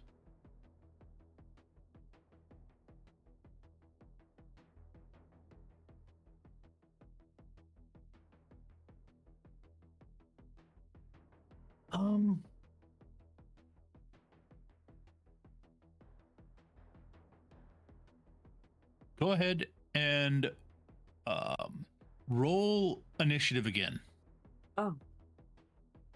Do I get a bonus on that this time? No, it's going to add to whatever you had. Okay. That's what I rolled initially. Yep, but that turns it into 24. I know, that's just weird. That's a lot of 12s that were rolled. There's a lot of 12s that were rolled for this initiative. Yeah, I'm a little. Okay, and you end the round. Before the end of the round takes place, I'd like to use my last 4 minor actions. Sure. I'd like to use them to boost another attribute. Okay. It. I am going to roll, and I need to add. That makes it 10 minus 1 is 9, which is where it's supposed to be. I'm going to boost my reaction. So my agility is up by 4. For now, 4 rounds left going into the next round. And this will be, my reaction is boosted by 3 for 3 rounds.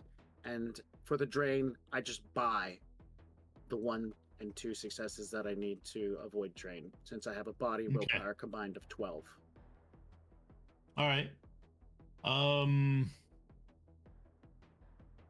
Okay. So we're back. Actually, we're back to you because you're first.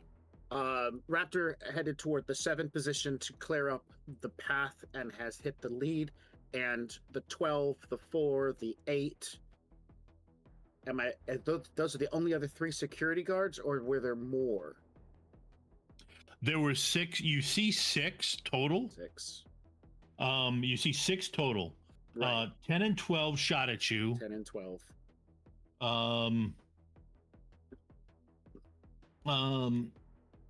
Yeah, actually, yeah. So you got shot at, and then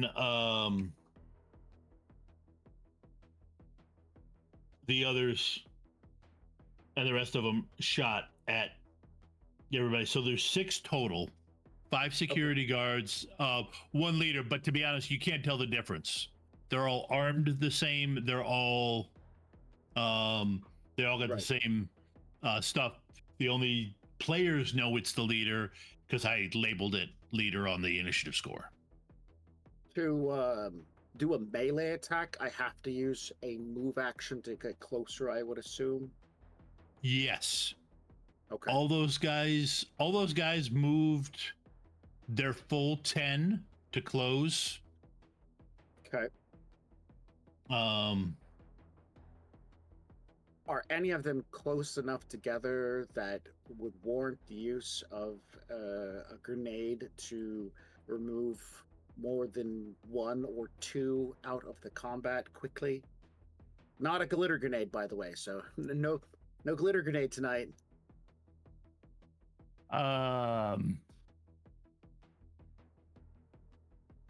Let's see.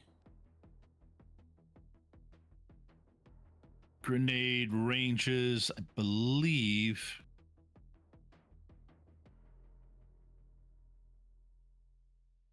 So like the blast on some of these are like 15, 20, 10, 15.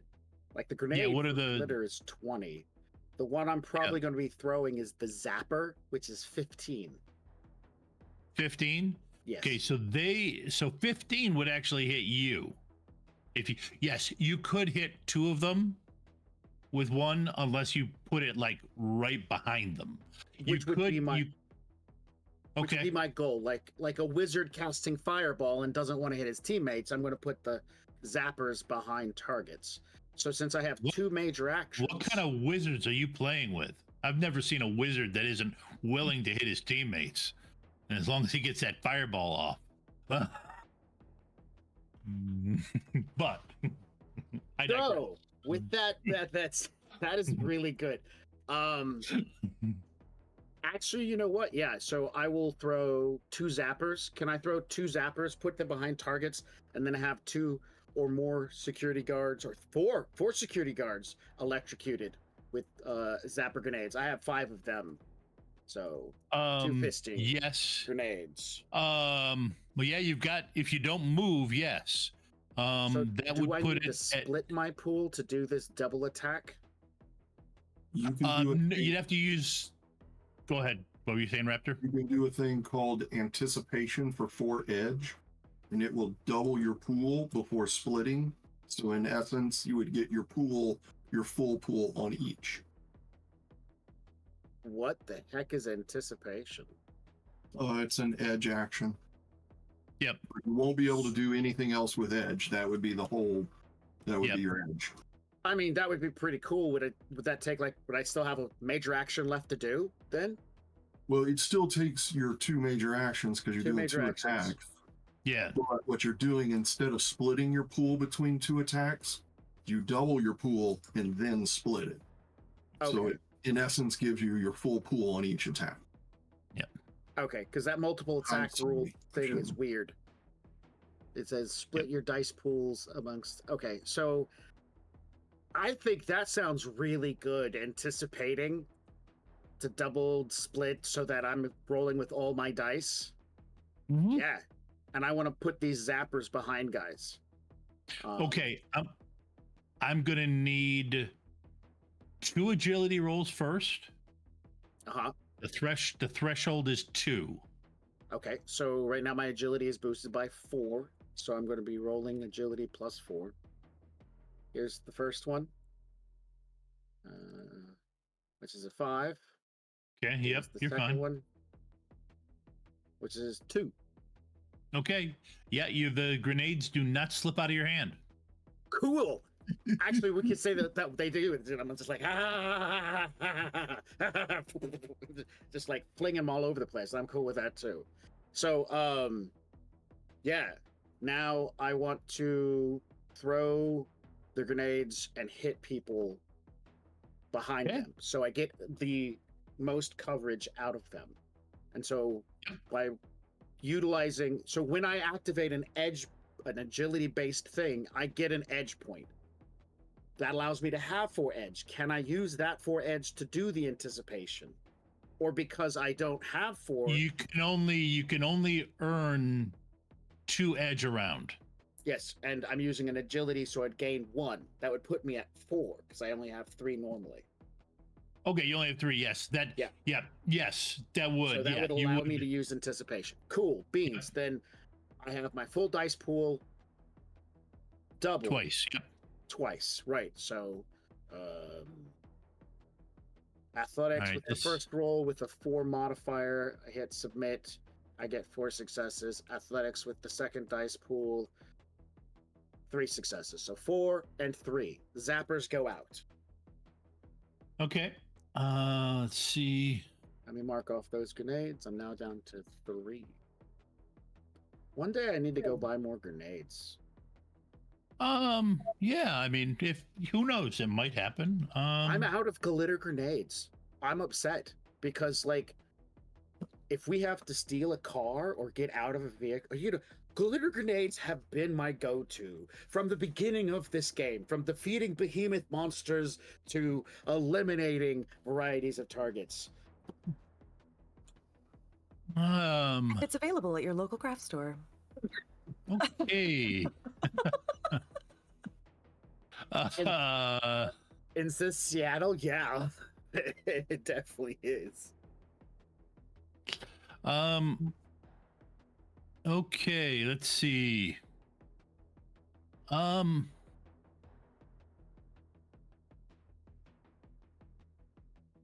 Yeah, 10. Okay, so these is okay. I've got to roll DT. Okay, so yeah, all right. So the first one, 6 meters. Go ahead and give me a 2D. Actually, let's see. That was 3. Okay, go ahead and give me 2 2D12s.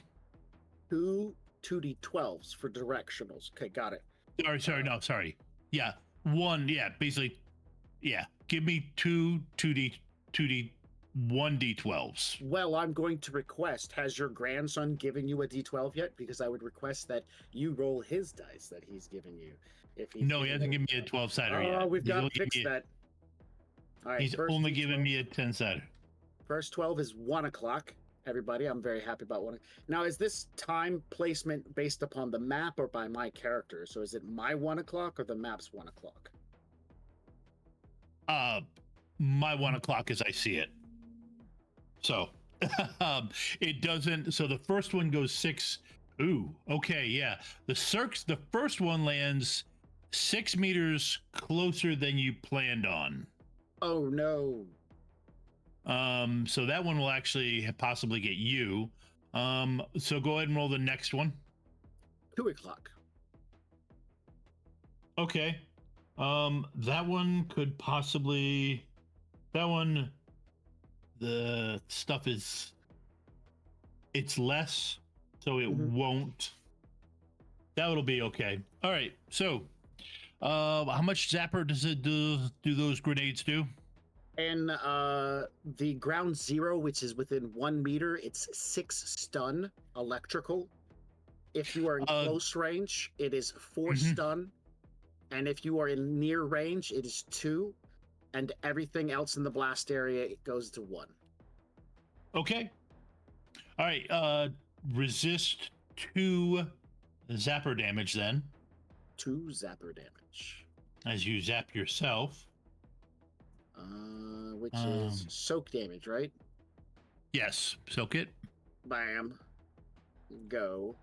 I got 3. Because I'm taking, because I'm resisting damage, I get 1 edge point that I need to use or lose. I'm gonna lose it. Can't do anything with it.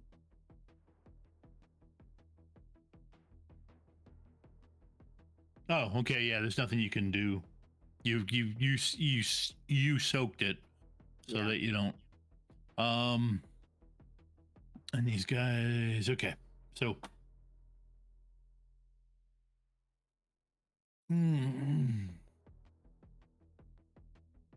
Come on. You complain about.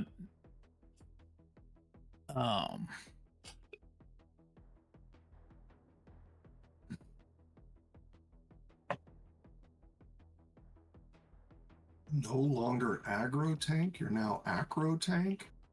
I am for acrobatics. Because I'm dodging.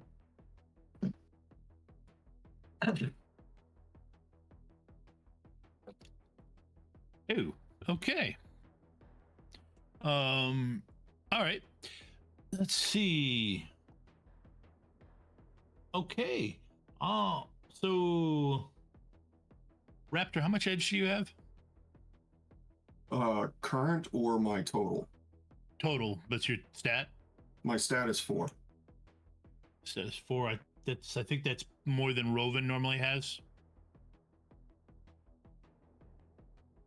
I'm so sorry. I was reading something in the book. What are we comparing to mine? Oh, because she's showing a 24 as well. Yeah. Yep. Do you have 4 edge or 4 edge? Or... I do have 4 edge. Okay. Okay. Then what's your reaction? 8. 3. Okay. So Raptor goes first. Okay. Raptor, what are you doing? Okay, so the guy that I was running at, I got knocked off course a little bit. Yes. How many meters to him am I still towards, like, since I got knocked off course a bit? Oh yeah, you are. Well, he also closed, so he closed up to me. Yeah, so he closed up to you, so you're probably about 5 meters apart from each other. Okay, and I'm about how far from the head of the trail? Because I was 10 meters originally, but I got knocked off this side. Yeah, I would say you're still about 10 from the head of the trail. It wasn't an exact 20 to the head of the trail. Okay, so oh gosh, what do I want to do? So 5 meters, that's just a minor to get close enough to him to actually attack him.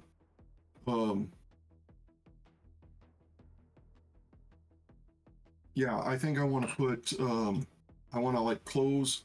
So like if he's standing here and I'm standing here, the gazebo's over this way, I'm going to basically move like a wheeling position with him. Mm-hmm.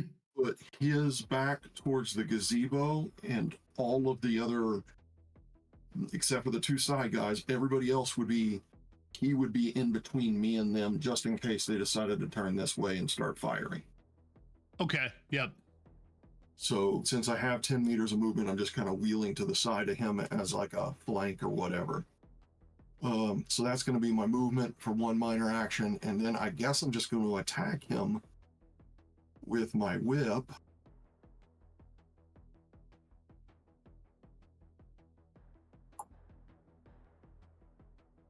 Where is it? There it is.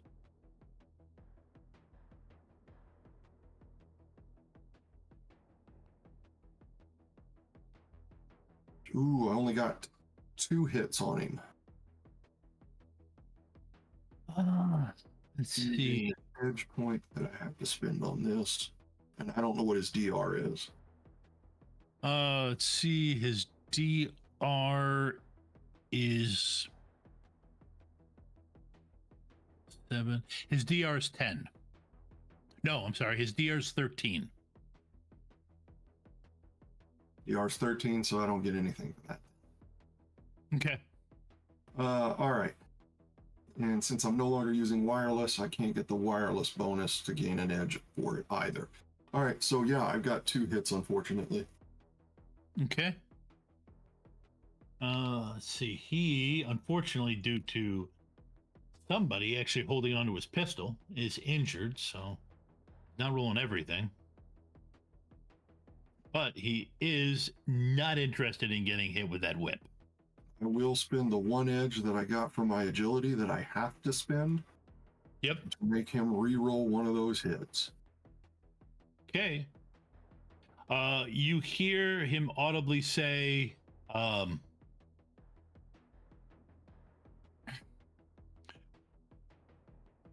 got target designation Ganger. Who you call? Remember the primary.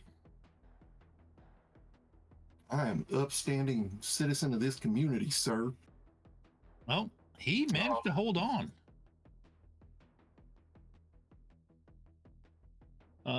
Okay. Roven, what are you doing? Okay.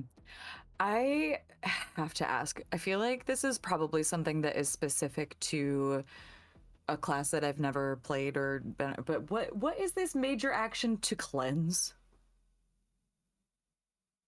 A major action to cleanse is that would be to cleanse it if there's background count or harmful magic on people.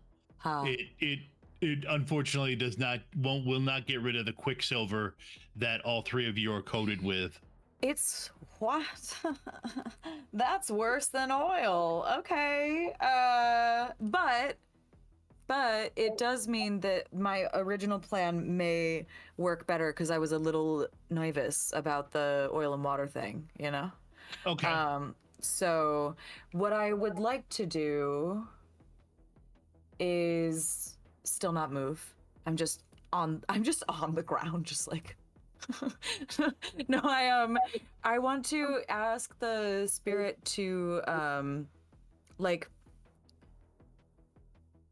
what is that? Wait, I picked an action. Hang on, I'm so sorry. I picked one of the actions that made sense for me and then I scrolled away.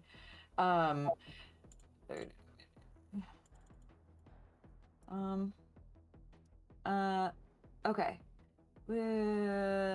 Well, okay. Let me describe to you what I want. What I'm kind of picturing is that I want like water to start seeping out from myself in such a way that it washes away, but that it's like creating like a mini flood.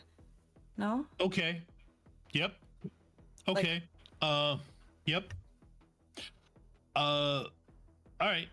That would be, just go ahead and roll 12 dice. Okay. It's a good number. Yep. It's a good number. Oh, I only rolled 6. That was 6.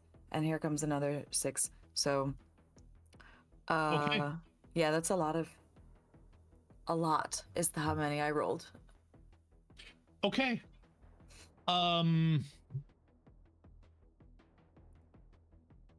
7. Yep. Yeah.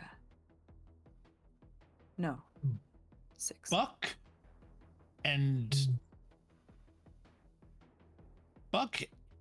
and Tank, you both have the strangest sensation of water just running everywhere around you, all over your body. It climbs Tank. Yes, it literally like just as if, yeah, as it just coats your entire body. It is like I said, a very strange sensation, but it does eliminate my ability to make you roll those agility rolls to hang on to things. So nicely, you get an edge, Roven, for ruining the GM's plan, dastardly plan. Wow. Okay. Now, I get to, let's see. Well, the security team leader at this point,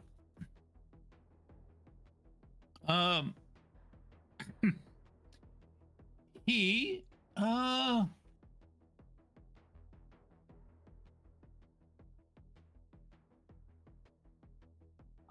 see.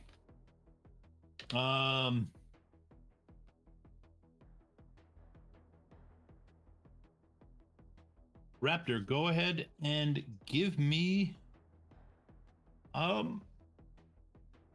defense roll as the leader attempts to bash you with his rifle butt. Oh my goodness. This guy. He's used to it.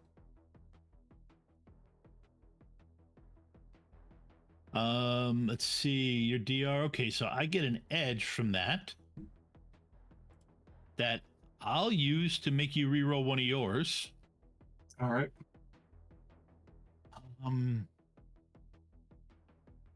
Okay. Yeah, and I just realized I have to. Oh, okay, nope. So I'm actually only at 4 hits. I forgot. This guy is at -1 because of injuries, and I rolled too many dice. So I only have 4 hits, which means you're resisting 6 stun. Electrical. And wait. Wound modifiers don't do soak. Nope, they don't bother soak. I resist 3 of them, and my armor got electrical resistance, so I will make sure I use one of those ticks to keep from getting the zapped quality. Okay. All right. Because I don't want the zapped quality. Yep, that works. Okay. All right.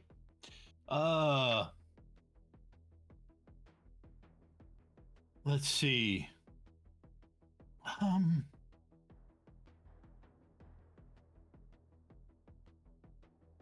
Buck. Not Buck. Tank. My turn. Go. Yes, your turn to get shot. My turn. Still his turn.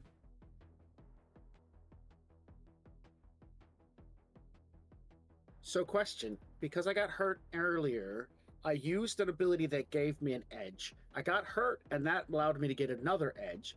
I'm about to get shot at again, and that's going to allow me to get a possible 3rd edge this round. Would I get that? You haven't. This is the first time you're being shot. Oh wait, you got it around. You can only generate 2 edge per round from all the different things you have. Okay, so if I get hit and I have to roll body for damage, Yep. I can't generate an edge. Yes. Got it. Now that assumes, of course, I hit you. Because, you know. I did boost my reaction by 3, so we'll see how this works out.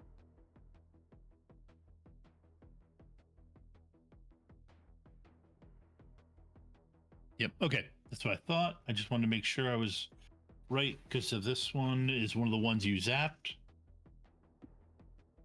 2 successes on the first one, 2 successes on the other.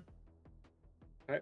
First defense roll with an additional 3 for my boosted reaction. 8 successes. Second defense roll with my boosted reaction. 6 successes. Okay. You dodge everything. Okay. Roven. I'd like to be taking advantage of the oily situation and actually dance moving these dodges so I look epic. Tank mentally is not aware like this is a terrible idea, but he definitely looks like he's on the dance floor at this point. Electrical flashing lights, fires, gunshots. Moonwalk. He's elsewhere where he shouldn't be, but that's what he's doing. Just glistening. Glistening. Glistening. Okay. Let's see, Roven, you are still prone. Yeah, don't shoot me. Well, the problem is, yeah. Just okay. Yeah. In this case, you're actually at -2 on your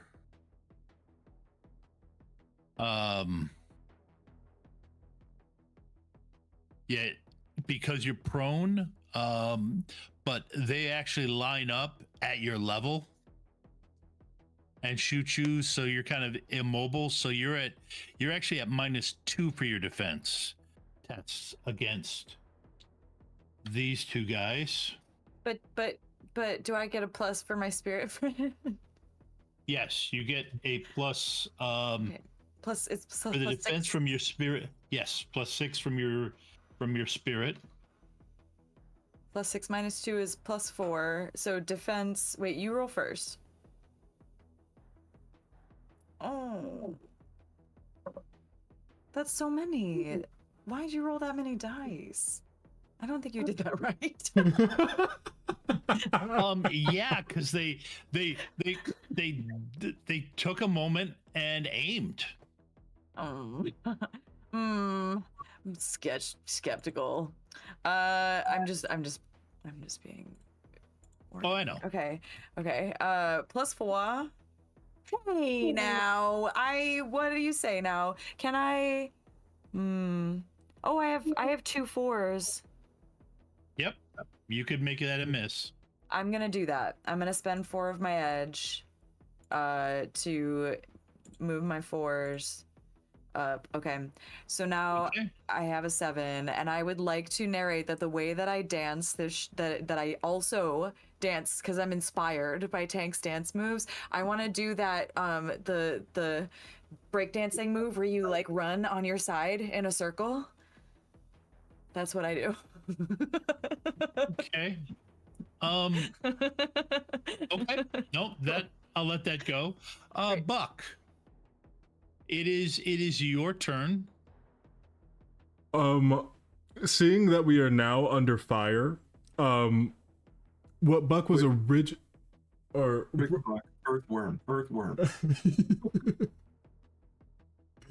Oh, and by the way, at this point, you can't shoot out the opening like you were, because, well, you can. You just would have to time it perfectly to not hit Roven. Tara, let's not do this in 2 different campaigns. I'm sensing there's a story there. Oh Lord. Instead Last of season, Tyler rolled so terribly that he shot a hole into Tara's character's It happened twice. He shot me twice. twice. The first time we met was the okay. worst Well, one. the first time we met, that was different. No, the second time that You was just can- awful. Yeah. Yeah. You can Critical use the glitch. stand-up action, which is a minor action, to just stand up. That seems almost more dangerous in this moment. I'm gonna search for the hatch. Violet went down there. I want to scramble. Okay. Or like the opening for it, or Yep. Okay, I gotta ask, does your character have any? I mean, I gave it to you that for the stage magic for that because your character would have seen it, but you know, like it's kind of the thing where Tom's seen that stuff, but I'd have trouble figuring out how to make a magician's gear work. So you would be able, you know where he was, and you got an idea. You'd be able to get over there, but actually making it work. well, yeah. Buck was canonically in theater, like in improv classes. Yes. Wow, and I that is gave something you- I did not think would come in handy. You'd be surprised. Okay, it's going to be a fairly high threshold because at best this, I don't know too many that you stage, but it could have come up, or it could have been something you were fooling around with somebody with. So I will give you that. Yeah, you could. Right it now, would I just require- want to search and see if it seems openable. I would still. Oh no! But if I fire Okay. from the ground, then that's just not going to work anyways. The bottom of this thing, was stone. Oh, Underneath this, the foundation was stone. I will tell you that outright. So it's not like it's not like this thing's sitting up on poles or anything like that. It was stone underneath there. So dropping down there to fire won't work. Well, it would after a long time. okay. So I'm gonna tell A bunch of you. ricochets. Knowing that the stone, now knowing that the floor was stone. Yep. What? Actually, because I still want to find it out, but also at the same time, I don't think that I will have a good way. I would like to scoop myself relatively undercover, as closely as possible. I don't have the exact scene that you have in my head. But over to Roven and just ask, hey, can you? And I know that they're flying around right now. I don't know if that's done or not, but I'm just gonna say, Roven, can you look down under the ground and see if you can see anything in astral? I'll cover you, and I want to see if I can't fire from the ground after taking my movement. But Okay. You'd have prone to or prone-ish. really- Yep, you'd have to stand. You'd have to stand up to move. Okay, that's fine. You'd have to use a minor. You'd have to use. So you could send her the message. Just to put it into perspective, the floor that you're on is, wooden-like. It's not really wooden anymore, but underneath it, the foundation that this thing is sitting on is stone and solid. There's no slots that you could shoot out. But okay, so you're asking Roven to look under. Actually, whatever you're asking her. Yeah. No, just asking them. just asking to look around and see if they see anyone in astral. As I take cover, like I am still aiming for where, assumably in Buck's head, the trapdoor is. Okay, and you're trying to find the trap door. Yeah, I All mean, right. there's stone, but I mean, hey, there's magic that puts whatever wherever you want. So Give me a memory roll, which is basically logic plus intuition, to see if you can spot the openings for it and see what you do. wow. Okay. And on that note, we're I don't know and nothing. on that note, I think it's time for us to take a 5-minute break. And so that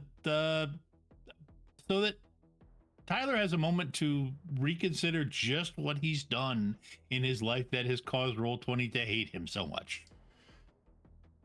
It liked me earlier, I promise. But anyways, everyone make sure to drop our NPC down in the chat to be entered for your chance to win a PDF copy of Shadowrun 6 World Core Rulebook City Edition Berlin. And we will be right back.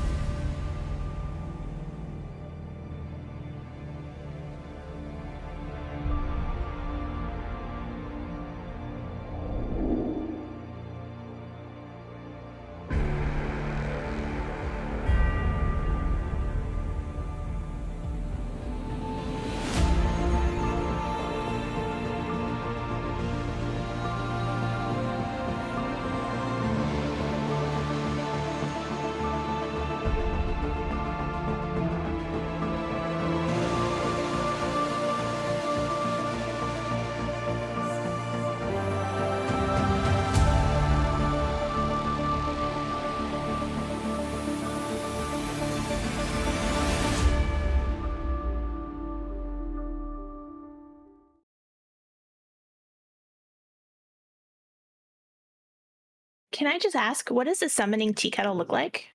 Oh, a summoning tea kettle. It is made out of cast iron that has been painted ritually with symbols in blood, obviously, that are then coated Obviously. and shellacked over so that they don't flake off, that way it can last for centuries.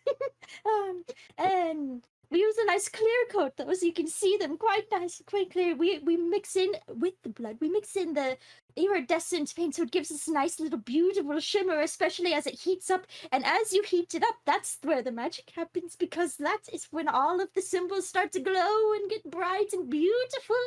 And as the tea kettle whistles, that is the summoning ritual complete.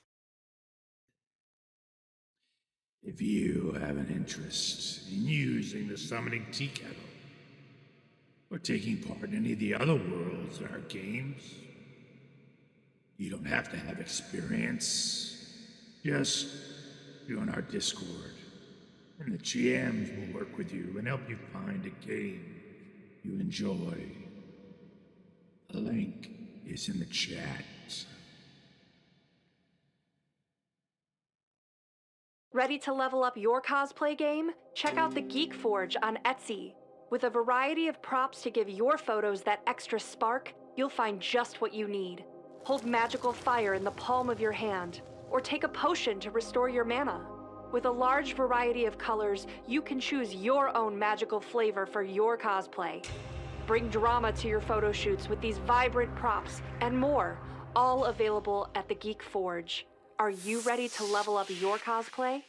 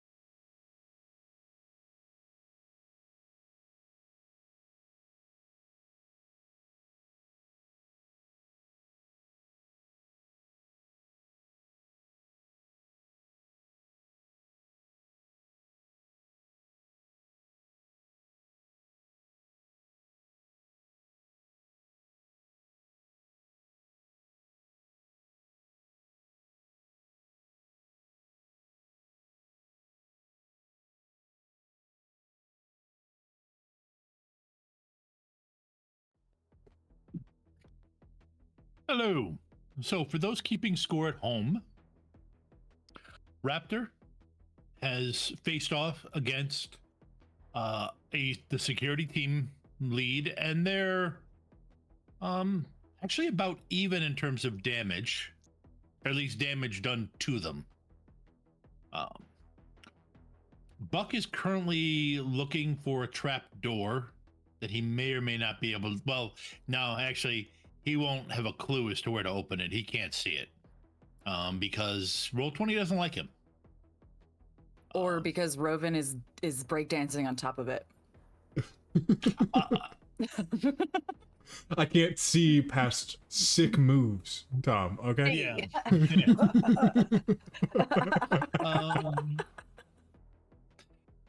And Tank is dancing and throwing grenades while the security team closes in on them. This scene, just to set it properly, they have all moved into close range, which gives them which will give them, well, yeah, they're all within close range.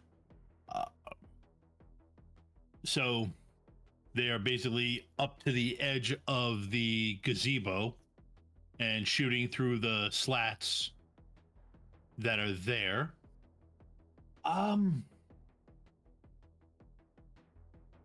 And Hank, what are you doing?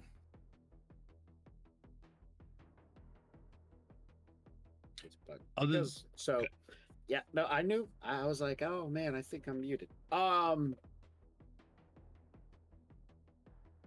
So they're within close range. Does that mean I can melee now? You can, yes, you can jump. Effectively, you would be jumping over the wall of the gazebo and dropping on them. Yes, Sounds dropping great. on one of them. And of course, double checking. I have 4 dice. That means I get 5 minor actions and 1 major action, which I then turn 4 minors into 1 major. So that's like do something to this guy and do something to that guy, plus a minor. They're not that close. Well, with a flying kick, a lot of people are close for me. Right? Because that allows me to actually gain range.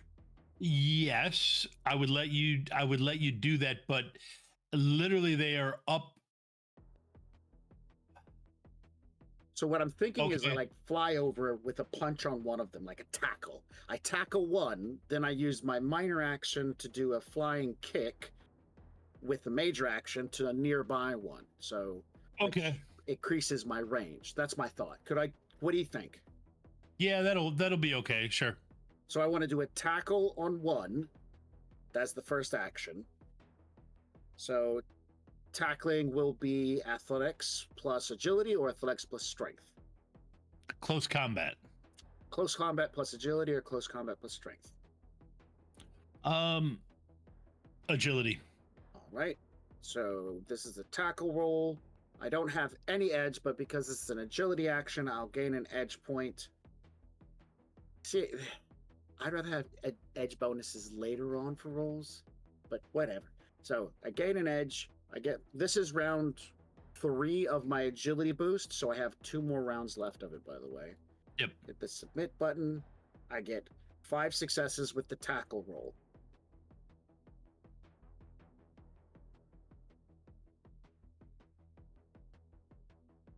Okay.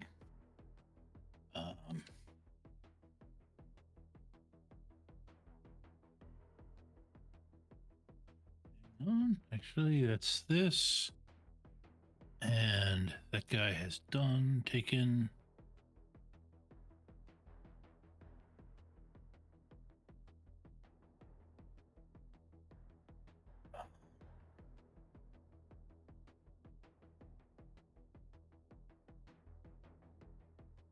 Okay, no. But there are minus. That's right. There are minuses because these 2 are the ones that were zapped. So they only get to add 3 to block you. Oh, Nice. okay. That was a nice roll. Happy with that roll. Can I use one of my that edge dice I just got to force you to re-roll one of those? Yes, you can. Cool. Let's do that because I'm going to lose it if I don't. Yes. Okay. Okay. I'm going to make you re-roll 2 of yours. Okay, can do. That's this button, and I'll just hit a 2d6. Oh man! All right, so tackle will miss, if that's correct.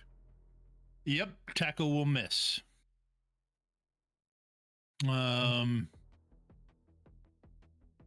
can I guess, still follow it up with the spending a minor action and doing a flying kick at another near guy. Yep, I'm just going to give him a little bit of a bonus boost because essentially his buddy gave him cover. Sounds good. So athletics plus agility. This also will give me an edge point.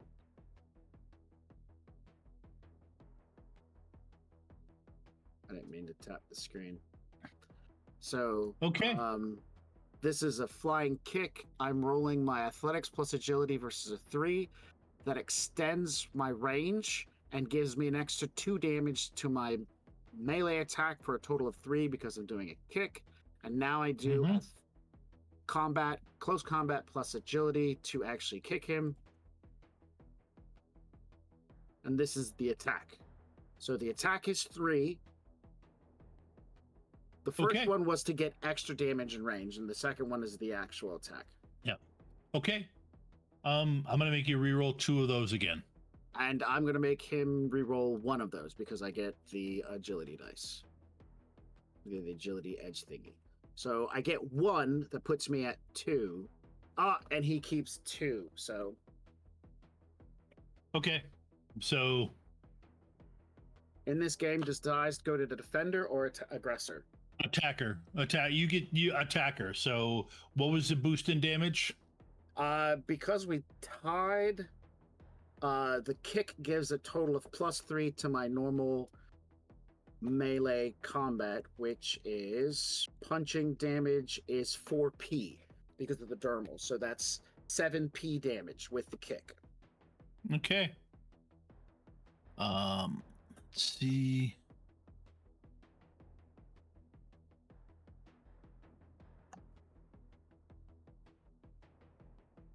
Okay.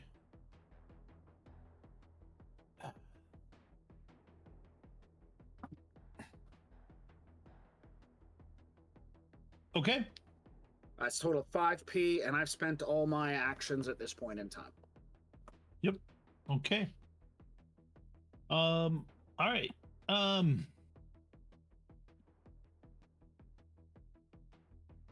Raptor, what are you doing? All right, so I need a slight reprieve. Combat is what I'm thinking right now, so that I can apply a stim patch. Readying the stim patch will be a major action. Using the stim patch is 4 minor actions. So that would leave me with only 1 minor action if I was to do this. I can either move into the woods at that point, or I can save that to dodge him. I think he's going to follow me into the woods and just try to get a clean shot anyways, so I think it's best to do the dodge. So I'm going to go ahead and whip out a stim patch and then use it, and then save that minor, because that'll heal 6 stun on me. Yep. Which will bring me down to only 1 stun, but in an hour, I'm probably falling unconscious. Yeah. And hey, you get an edge for being optimistic. It's going to take a full hour for you to end up unconscious. So I'm giving you an edge for the optimism, man. You got to look on the bright side, man. It's good to see people being optimistic. Someone who's always optimistic, Tara. What is Rovan doing? What is Rovan doing? Well, Buck just said that there was a hatch and that I should try to look underground and see if there was anything under there. Is that going to cost me a major action? To essentially, yeah, you'll end up astral projecting. Okay. That sounds fun. Which, yeah, well, the one thing it does is when you astral project, which I don't think you've done too much, you leave your body, so your body just literally goes limp. Right. But then you can, you could literally go down into the,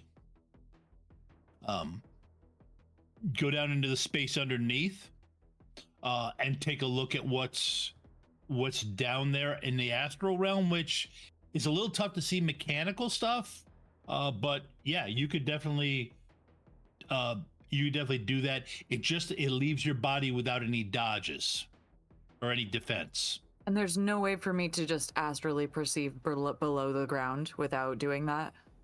Without doing that, no, because the ground blocks you from seeing astrally. Okay.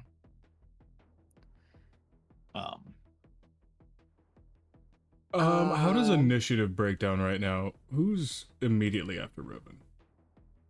I think the bad guys. Yeah, bad guys. Or the good guys. Well, Fair. I mean, yeah, it does depend on your thing. You guys are Shadowrunners. The best runs are when I can make the team go, wait, we're the bad guys in this situation. I mean, the only thing that I was going to say that if I was immediately afterward, just getting up and going, oh God, you killed them, and just like start throwing shots at them, so that they end up not ever firing at Reuben. Yeah, that'd be great. That won't. No, if it's not in the initiative. Can I be a total pain in your side? Because hey, you're in the wrong part of the country for that. It's a little different, but let me try. Yeah. Let me try. Yeah. Because so I'm imagining the reason that you say that I can't astrally perceive underground is because there are living things in the ground, right? No, it's actually you can't astral perceive through a solid object. Oh. That's the thing. In fact, astral perception, when you astral perceive, when you're just, because right now you're dual natured because of the possession and habitation. Yeah. So you're actually astral perceiving now. But actually, what astral going astral does for you is it allows your astral form to go through the barriers that's stopping you from seeing right now. I see. Okay. Well, trusting that Buck, who told me to do this, is going to cover me. I didn't know that you'd go limp. Did you stand up? I did stand up, so I am likely taking more shots. I just grab your ankles. I just wrap my arms around your ankles, and I go, here we go. And then I just slump.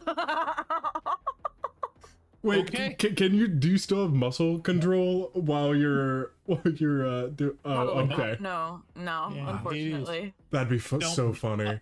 It is literally no, the only way until Roven comes back to their body, will their body move, is if there happens to be a wandering spirit that decides it wants to inhabit Roven's body, but that rarely happens. In All things. of a sudden, so nervous about that. Rarely happens, okay. like a 1% chance. So there's really no reason why I'm bringing it up right now, but I am. No, that's not what would be happening now. Is Ava would be saying stuff like, Tom, stop it. No.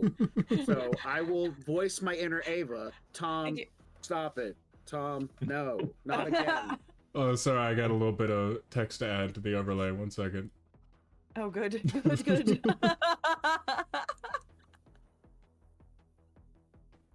Stop it, Tom. There you go. Stop it, Tom. Yeah, Ava has told me to stop it.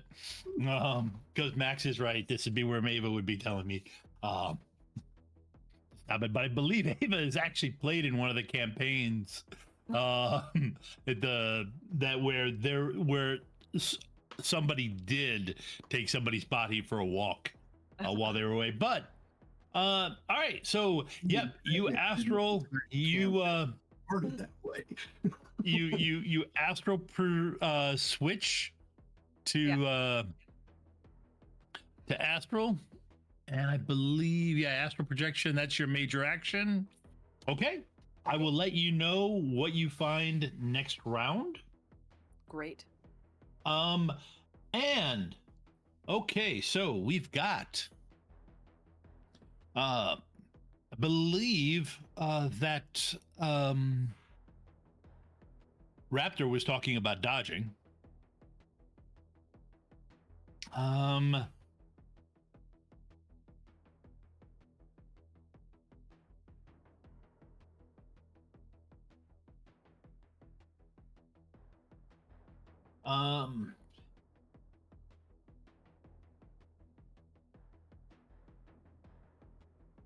Let's see.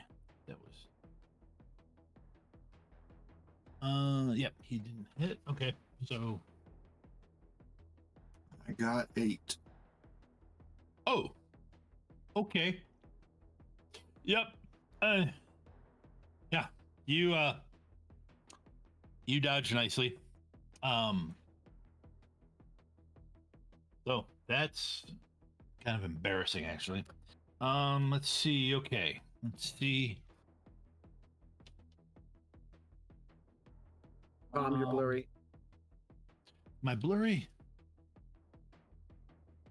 Hang on, just got a quick.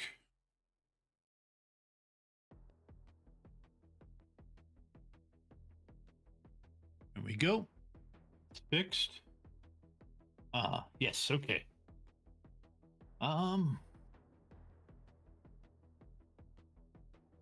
Okay.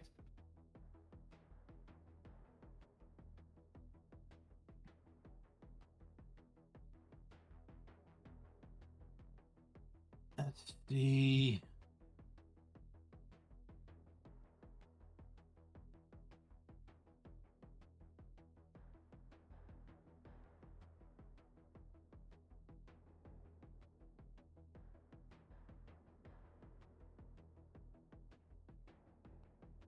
Okay. Takes care of those two.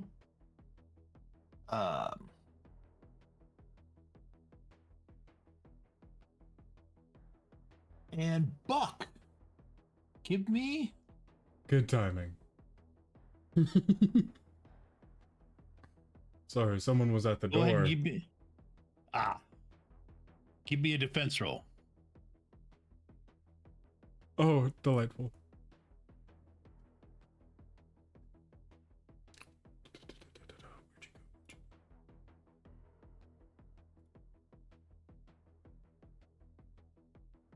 Three hits? Okay, right. 3 hits. I got 3 hits. So right now you're going to take 4 stun. Okay. Can I make you re-roll one of your hits for an edge? Yes, you can.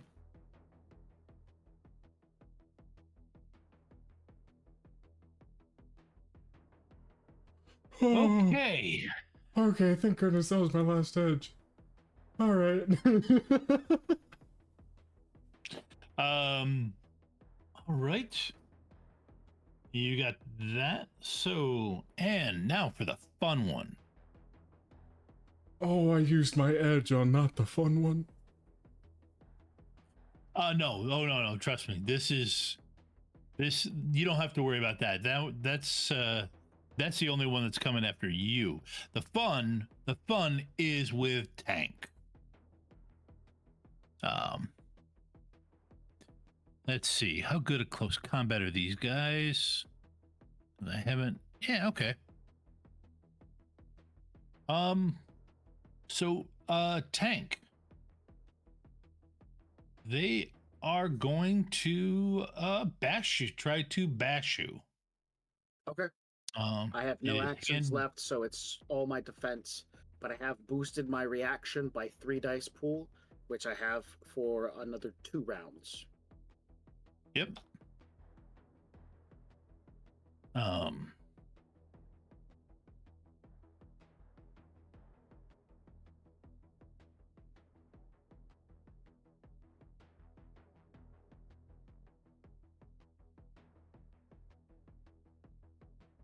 Mm-hmm.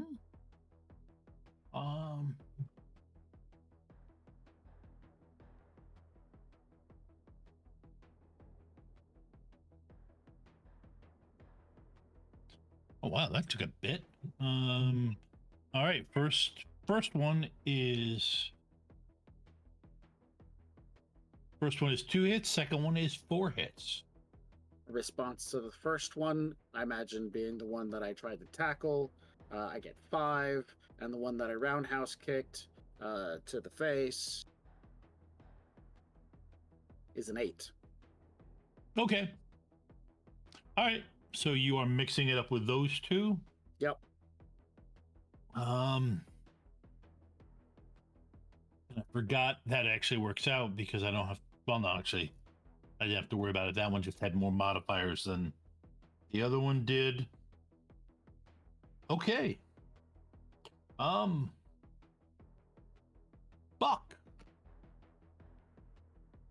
What is Buck doing?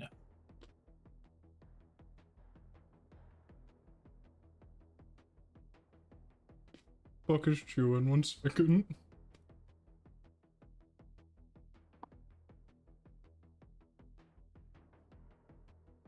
Buck hasn't eaten yet today. Buck will. Okay, stop for a second. Dude, you're on the East Coast with me. Start eating during the day, okay?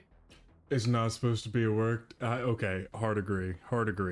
Okay, all right, you don't have to clap. If you need, I'm 2 hours away. I will drive up and feed you. Yeah. Okay. He gets busy. Listen, Catalyst. Yeah, and I know exactly who's calling him. All right, I will talk to you at friggin' Origins or Gen Con, whichever one you show up at. Right? Start letting my player eat during the day so he's not, in a fog by the end of the day. Yeah, you know exactly who you are. Okay, now what's Buck doing? Buck, after actually soaking those hits, or not soaking, but taking those, not getting hit, is gonna fire in response, and if he's not already in some general cover, take it. Okay. There really isn't now where you're at. I mean, it's this, but from the one has an angle on you. The one that was shooting at you has his gun through the balusters of the side, pretty much as an open field against you or Roven. Now, the one thing you did see Roven's body get hit several times. Oh, what? You did see Roven's body get hit twice. So, because those guys have a straight shot up the staircase at them, so you could roll. You could roll Roven out of the way of the opening. Oh, you're still gonna come up at it, but then you can start shooting at them. Yeah, no, I'm gonna do just like what is it, like a lineman roll, or I forget exactly what it's called. Like taking arms and just like folding over and trying to get them into a more secure position. Question. Are you trying to pick up Roven? No. Okay. Well, that's right. Buck Your is character Buck back. is smarter than he's got a hurt back. I mean, you know. Yeah, okay. I mean, you definitely it would be reasonable for you to roll Roven to a spot where they don't have a direct shot down from the opening. Mm-hmm. Are you going to say that Buck needs strength? I mean, yeah, he's gonna roll Roven. I'm gonna hand wave it. It's just that's your major action. You can't shoot. Okay. Okay. No, that works. Okay. All right. So you get Roven into. Did Roven get hit while I was gone to? Yo, how much damage do I need to put on my character sheet? What's going on? Oh well, you don't know how much damage. You're not in your body. You're not. I feel great. I feel in great. Your body. So why doesn't tell you what? Why don't you roll a soak roll with +6? Okay. I don't think I've ever rolled one of these before. That's fun for me. Yeah, actually, I don't think I've ever shot your character directly. You were kidnapped. 3. Okay, one more. Oh.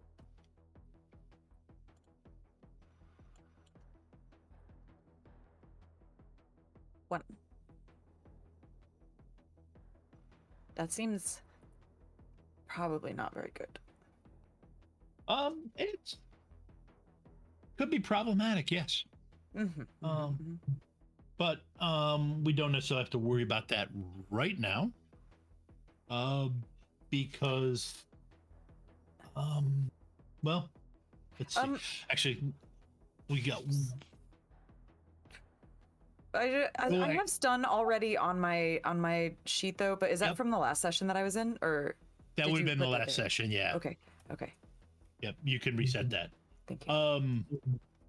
So, but as far as you know, if your character was taking too much damage, you would, your astral form would know it. So, I'm just gonna jump ahead to you because you're in a different spot, and we're talking already. Okay. As you faded through this thing, and there is an opening down here.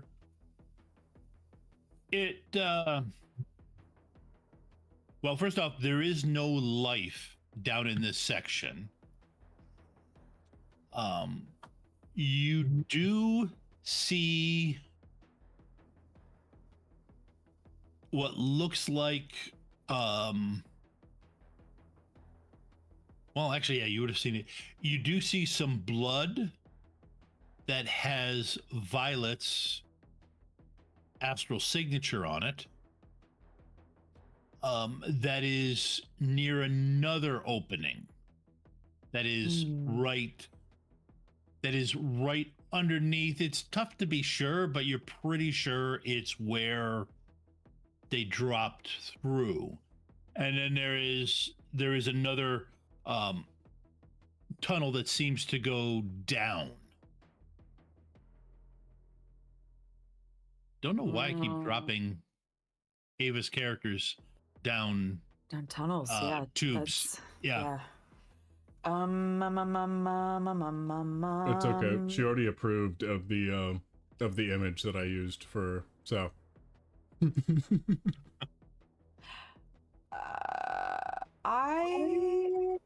Hang on. And this is just a roll I'm making myself roll. I'm just trying to decide how dumb I'm gonna be in this moment. Okay. I'm making something up. Okay. I'm not gonna go down there by myself. I am gonna go back to my body now. Okay. Can I, is there any sort of way that I can be crafty and make it so that when I leave, I know exactly where the entrance to this hatch is, seeing as how we weren't able to like lock eyes on it in before I went down there astrally? Yeah, you've got a pretty good idea. Okay. You can tell from the walls and everything like that, and you've got enough analytical engineering of a mind to be able to do the math. It's a little, you're kind of a strange, interesting thing. So I'm just going to go ahead and put the stun that you took on your character sheet that you discover when you wake up. Let's see, that was that one. Oi. Oh. No. That's so many. I mean, you've got your stun track is a full. You've got an 11 boxes on your stun track. I only put 10 boxes of stun on. Yeah, Right, you know. only. So I come to on the deck, and I my arms above me where I thought Buck's feet were gonna be. I just instantly I go, oh, and I like curl up on myself. Like, this is the worst I've ever felt. Yes. Okay. So let's see. So Tank, you hear that. Roven, and they're that's the sound that somebody makes when they take 10 boxes of stun in one round. You know it well. What is Tank? Well, yeah, what's Tank going to do? You're down on the ground outside facing these two guys who are in melee So range. one of them I just got finished punching for 7 points of physical damage, and the other one I completely missed. So I would like I've this round and the next round, the last 2 rounds of my agility reaction. So I kind of want to get out of combat. I kind of want to end where I'm at right now. So I would like to eliminate one target with the other by grappling one and throwing him into the other. That is allowed. Let's see, do I have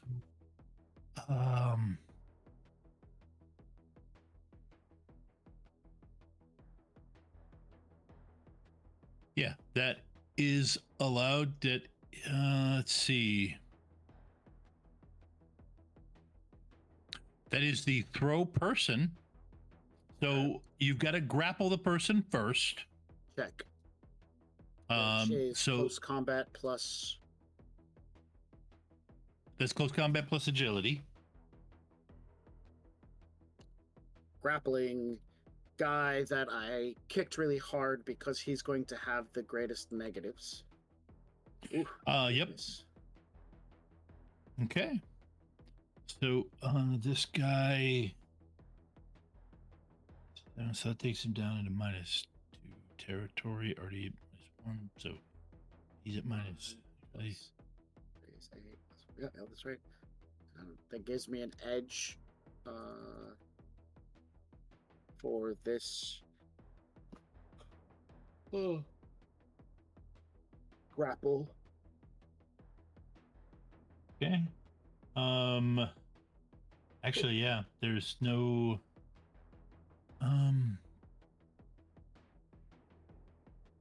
yeah, he's at -3. Okay.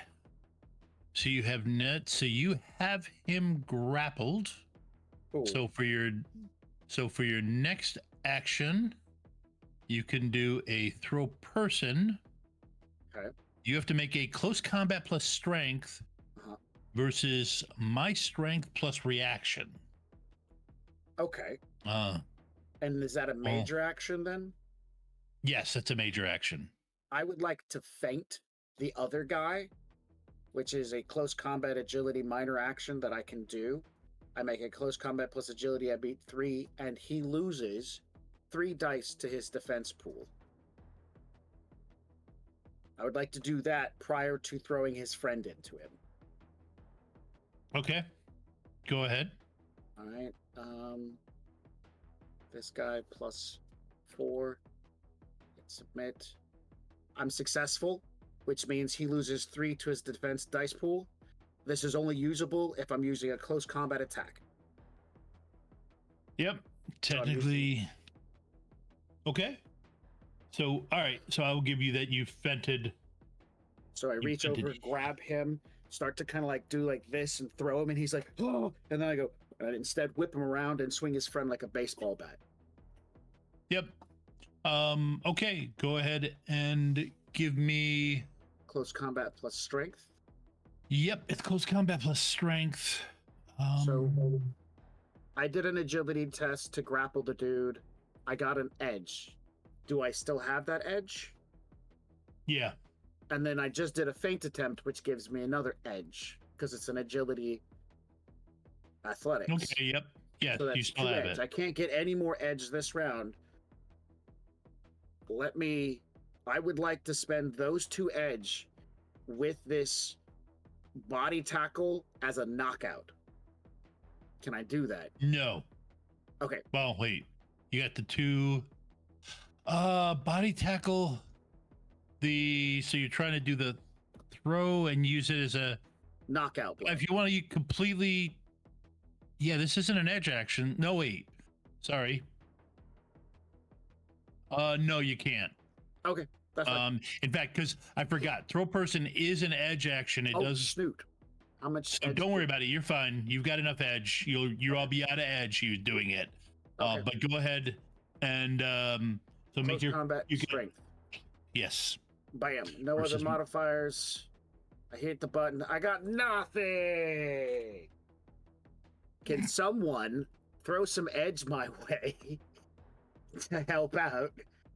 You can have mine. I have 1 left. I need 2. Oh. So I'm dirt broke. Ugh. Okay. Because even with a penalty of 3 pool, I got no successes. I have nothing else I can toss into this. Was this to hit? Yes, this was the hit. One dude with another. Dodge? At this point in time, it would probably be cheaper if you guys just threw your dice pool at him and make him re-roll. I mean, actually, no, I still need to hit. I still need to hit. Yeah, you still need to hit. So yeah. No, you you don't know where he pulled it from. But these guys are professionals. He manages to get real wily. And do it. Raptor. Okay. What is So I'm just going to make an attack at this point. Now that I am no longer taking wound modifiers.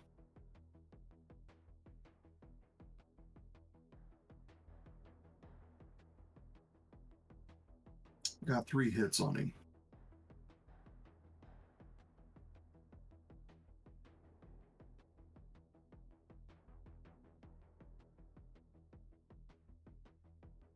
I have 2 edge, so I'm going to make him re-roll 2 of his dice.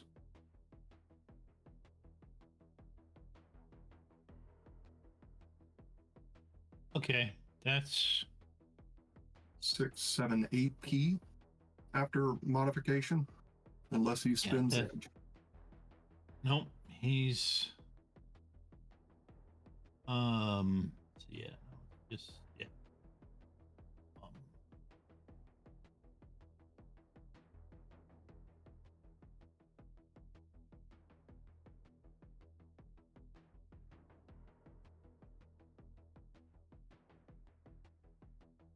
Okay. Yeah, you hit him good.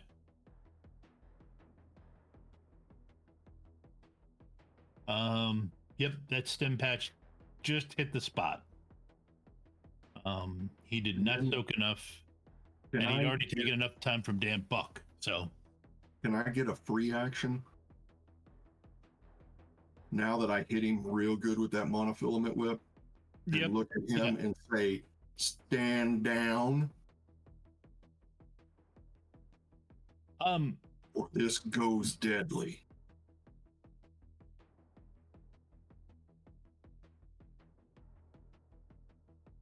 And I'm hoping with the pain, doing physical damage. Yeah. He drops at this point. But you do get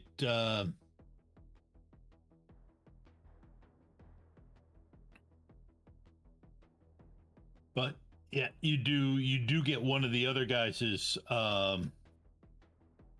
attention.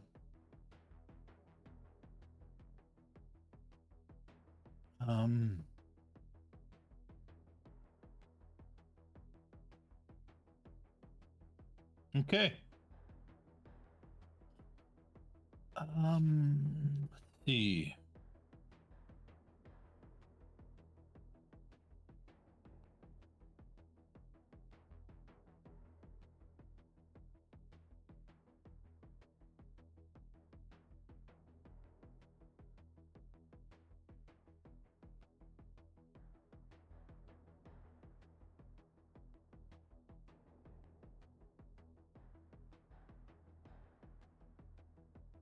Okay.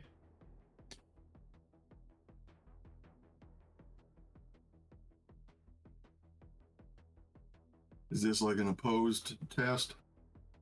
Nope. This was just to see what how they reacted. Okay. To their leader's biomonitor just going flatlining. They react like yeah.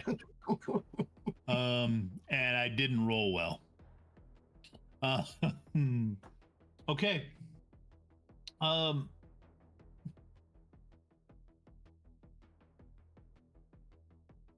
right, so the doesn't get to go.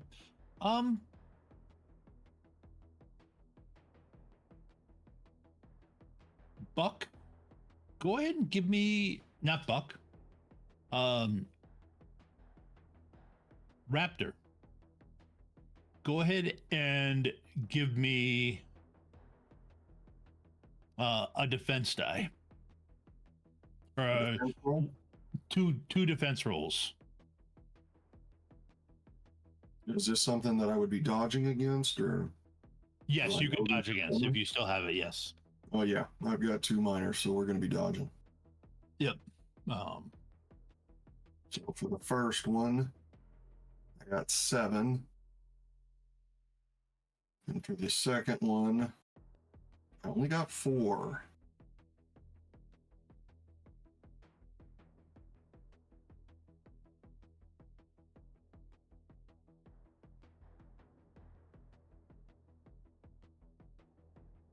Okay. For the first one, re-roll 2 of your successes. And they scream a war cry. Oh, great. And charge you. They were, yeah, they were not happy with you. Okay. So I got hit by both of those. Yep. You got hit by both of those. So let's see. And it's 1 net for both, I think. Or no, one was 0. Yeah, 1 0, and then the other one is 1. Yep. Okay, so you got to soak 7 S electrical for the first one and 6 S electrical, or sorry, yeah, opposite, but yeah, you got to soak 7 stun and 6 stun. Both electrical. 4 from the first one. And then from the second one, you said how much? From the second one, it's 7. Yep, there. I'm down. Okay. Okay. Let's see. Well, we got. Tried to end it, but that's just the way it is. Well, you may still have. I'm looking at the that.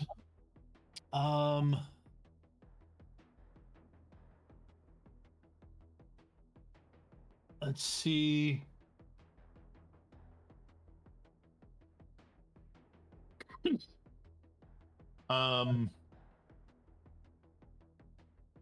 Yeah. Okay, that takes care of him. He's their medic.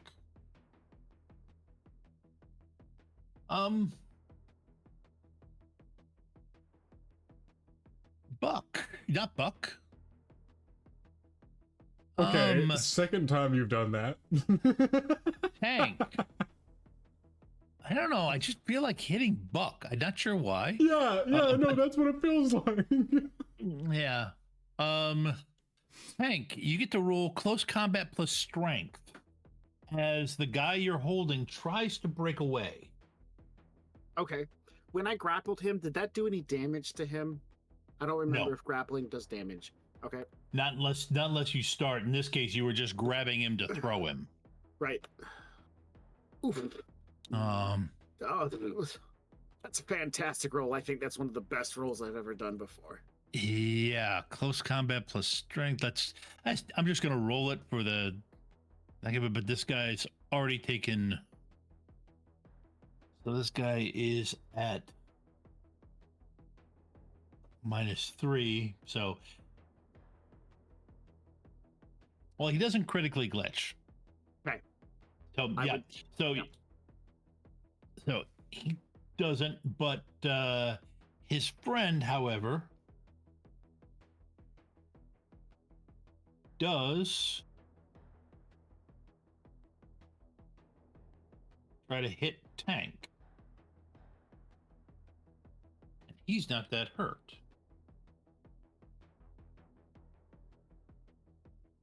So go ahead and roll a defense.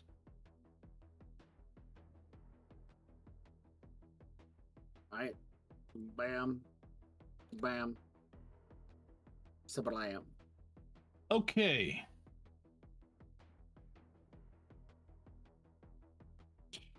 At this point, you hear, shit! Nobody told us we were going up against Tank.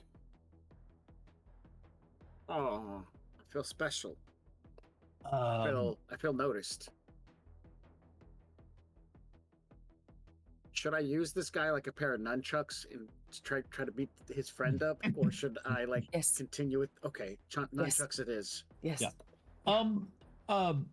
Buck. The two guys that were shooting. Well, the guy that was shooting at you ran away, or it stopped, pulled his gun out and is running. Mm-hmm. You don't know where. The two that were shooting at Roven, they turned and smacked Raptor down, but you have their back. Oh, so you can't shoot him in the back.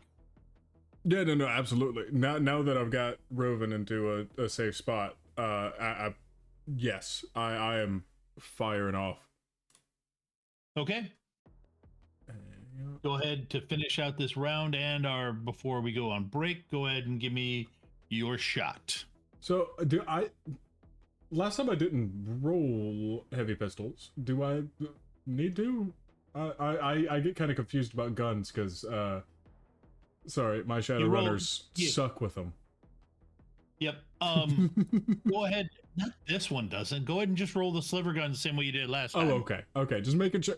I thought about it for a moment, and I was like, oh, Oh, I did it twice, and it rolled the same thing twice. I got 5. Yeah, well, you're consistent at least. Worst things to okay. be, like Incontinent. Yeah, okay. Thanks for that one, Max. Yeah.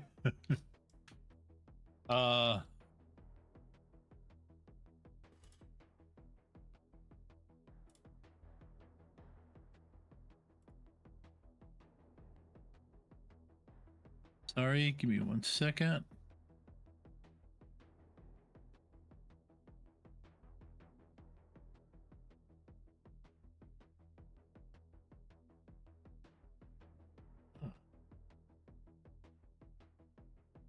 You guys, I think I'm gonna write it down every single time. I think this might be the most hits on a firearm that I've ever had, and I know that it can only go up from what I had with our goal.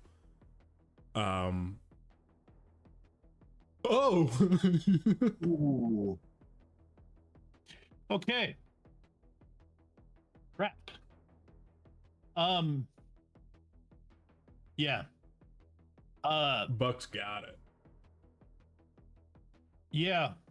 One of their heads fall off. Ooh. I'm not gonna go into the visceral damage of it, but yeah, you got it like right between their helmet and there. You just somehow, maybe because they were like, you know, leaning forward farther than they should have to give Raptor a good beating.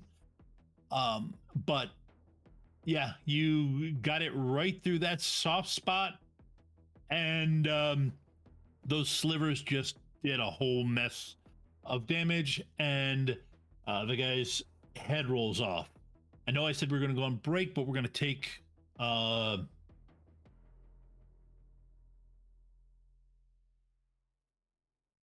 one more part. At this point,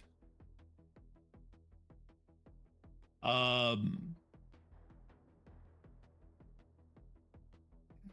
actually, let's roll it. No, we're gonna take a break because I'll roll it and figure out what they do and how they do it. So why don't we take our 10-minute break, and we'll figure it out, and I will figure out what these guys do, because you guys have taken out a lot of them in the last couple rounds, and they still haven't taken out their primary yet. It's because we're high threat. They didn't prepare for a high threat as us. Man, there's a lot of critical glitches on soaks. Those words, we don't use those words. High Yes, we do. We're high threat. No. They were saying they know your name. They know your name. That's high threat behavior right there. I'm saying we're important. We're very scary. In fact, we're So the we'll bad be back guys, in and they 10, should be folks? scared. Yeah. Okay, bye. No, you're good. Everyone, make sure to drop a RIM PC down in the chat to be entered for a chance to win a PDF copy of Shadowrun 6 World Cool Rulebook City Edition Berlin. And hang on one moment. Just remember that if you don't get, this goes out to who both Teslin was referring to before, and just anyone without a good Christmas gift. This is just for you.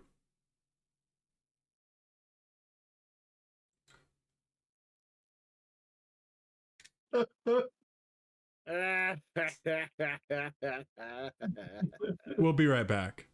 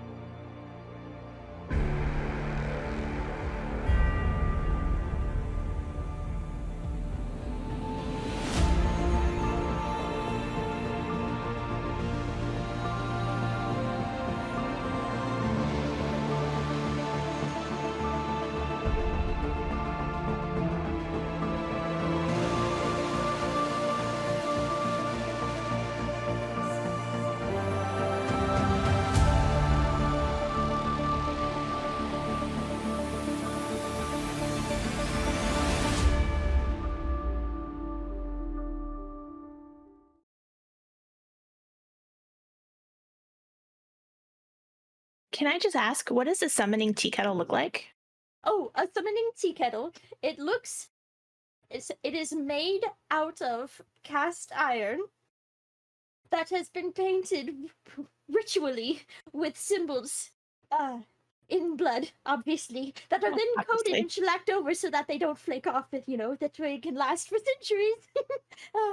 And we use a nice clear coat though, so you can see them quite nice, quite clear. We mix in with the blood. We mix in the iridescent paint, so it gives us a nice little beautiful shimmer, especially as it heats up. And as you heat it up, that's where the magic happens, because that is when all of the symbols start to glow and get bright and beautiful. And as the tea kettle whistles, that is the summoning ritual complete. If you have an interest in using the summoning tea kettle, or taking part in any of the other worlds in our games, you don't have to have experience. Just join our Discord, and the GMs will work with you and help you find a game you enjoy. The link is in the chat. Ready to level up your cosplay game? Check out the Geek Forge on Etsy. With a variety of props to give your photos that extra spark, you'll find just what you need. Hold magical fire in the palm of your hand, or take a potion to restore your mana. With a large variety of colors, you can choose your own magical flavor for your cosplay. Bring drama to your photo shoots with these vibrant props and more, all available at the Geek Forge. Are you ready to level up your cosplay?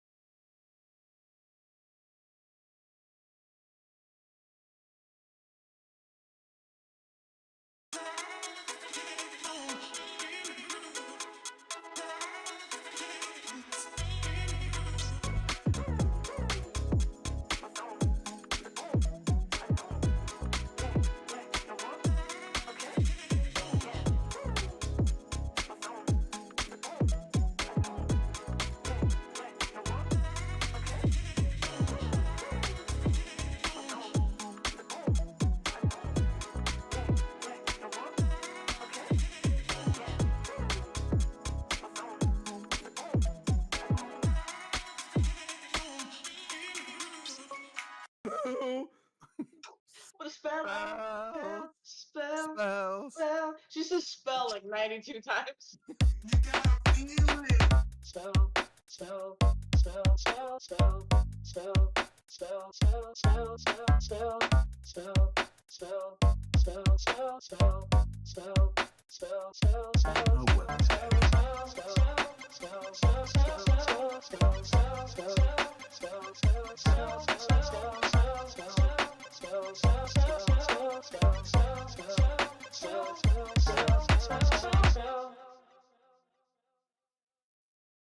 You get to play with us now, which is so exciting. So with channel points, bits, and subscribes, you can give rewards to the player of your choice.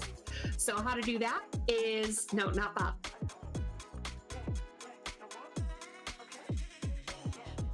Channel points, I believe it is 500 points, gets you NERPs, which is +3 to any dice roll to the player of your choice. For 1,000 channel points, you can do a point of edge to any player. And for 2,500 channel points, you can do 4 edge to the player of your choice. Now for bits, for 100 bits, that's $1, you can do the NERPs. For 200 bits, that's $2, you can do the point of edge.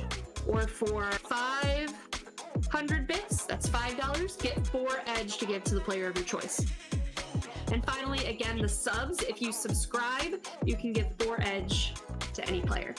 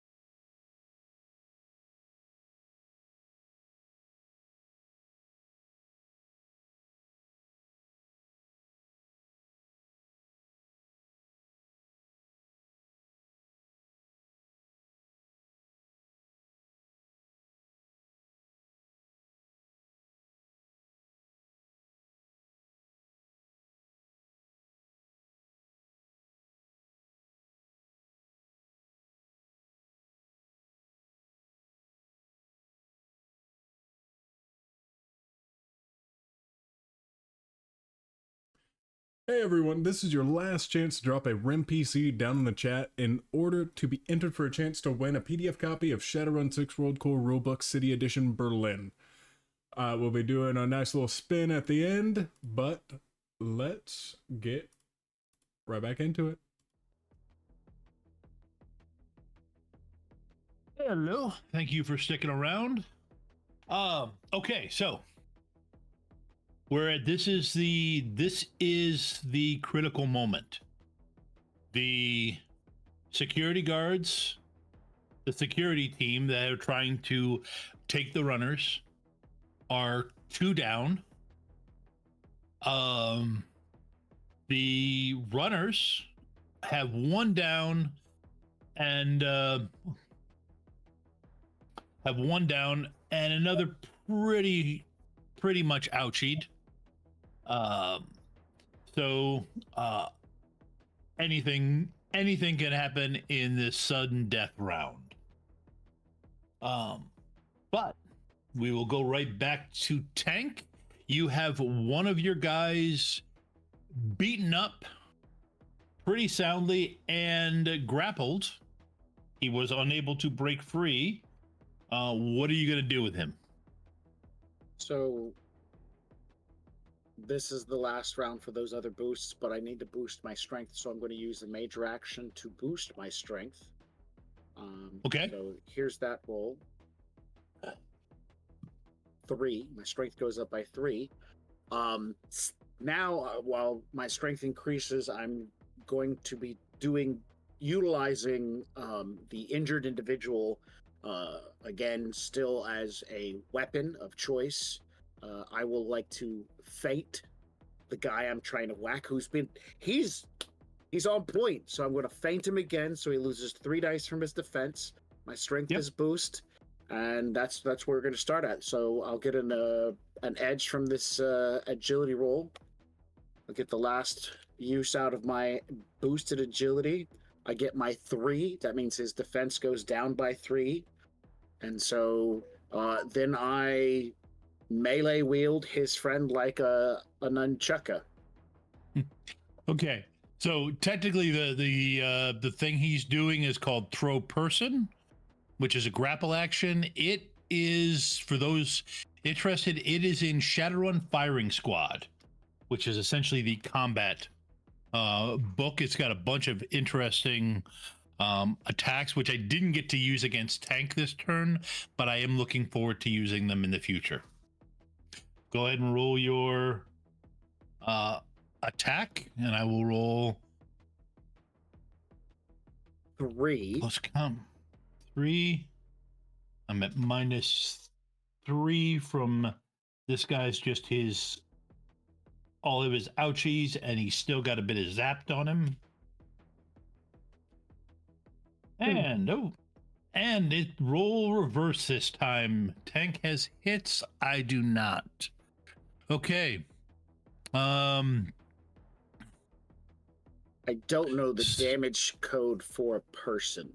I have the damage code for strength. It's on a chart somewhere called MetaHuman Body, but I've been looking for it for about 30 minutes now, and have not, because it's on an obscure chart somewhere. Yep. Interesting. Well, okay, so yeah, the damage is going to be basically you're throwing him okay. Your strength divided by 2 rounded up, which right now is an 8. So that's 4. 4 plus your net hits, which is 7. 7. Okay, so that's the damage you're going to do to the guy that you've got, which means he's pretty well unconscious. Now we get to see if you hit that guy that you were throwing him at. Yes. But he is also at -4. He's a -1 because he was zapped. He was zapped earlier, and -3 from your fent. And he got fantastic. So yeah. Okay. Okay, that just kind of tipped the thing. Okay. So yeah. Let's see. This guy, the guy that you threw, you were doing 7 damage. Mm-hmm. No modifiers. Ah.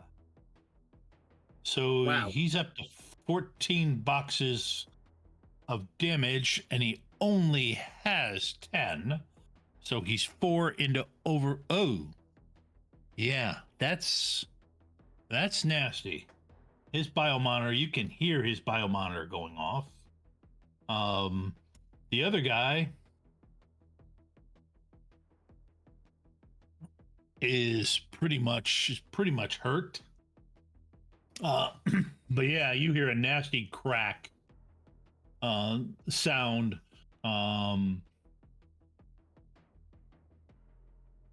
But the guy basically didn't have a chance to defend himself, and the 2 helmets collided.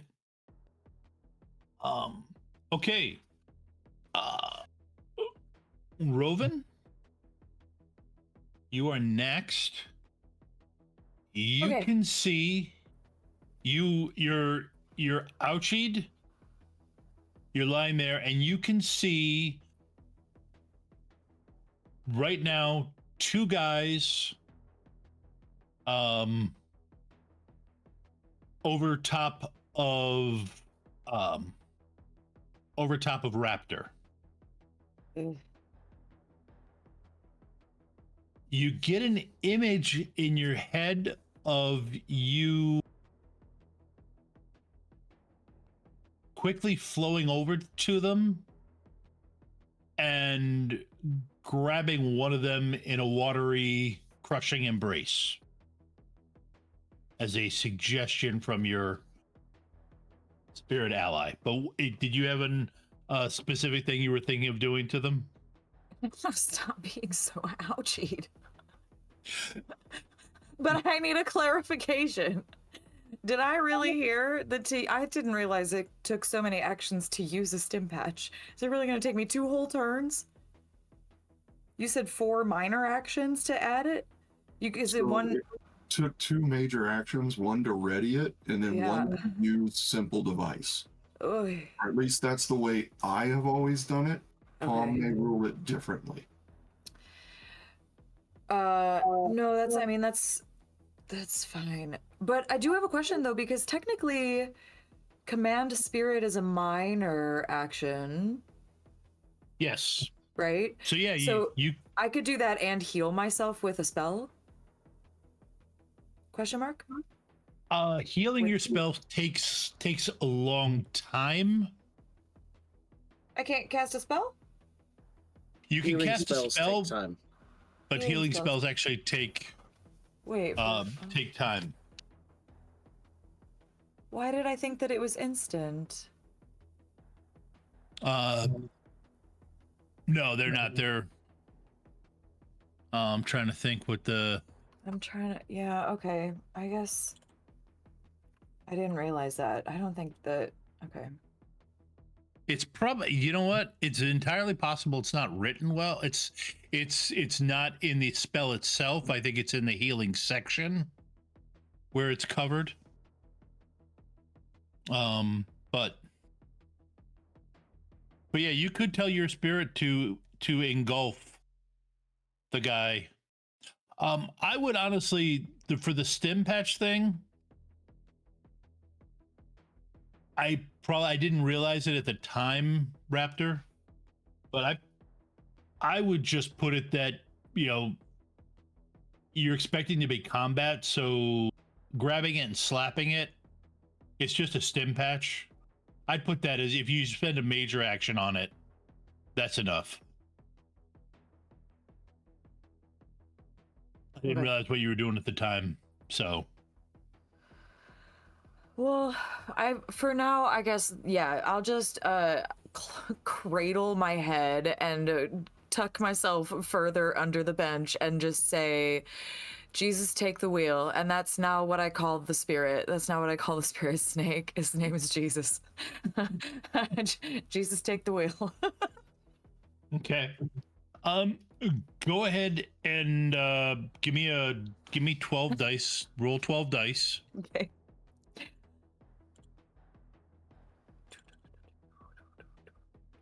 Okay. Do I get to add the 6 to it? No. No, that's No, that's part of just it. this. That's Just part of it. That's just Okay. the. Did you go? We got Yes. 11 successes. Hey, wait. Oh, that's a you roll D20. Wait, that's not what you wanted?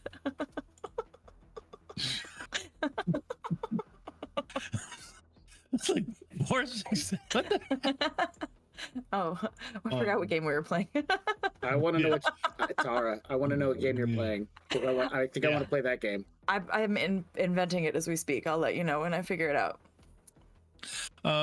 Okay. Yeah. The spirit.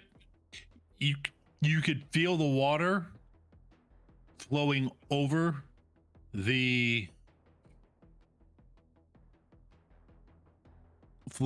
guy, and you can feel it make him go ouchie. Yeah. Take that. So let's see. Oh. Okay. Okay.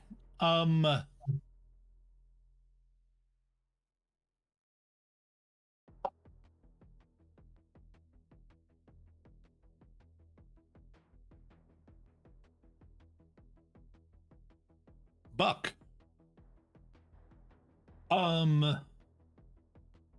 There is one guy left that you could see who is leaning over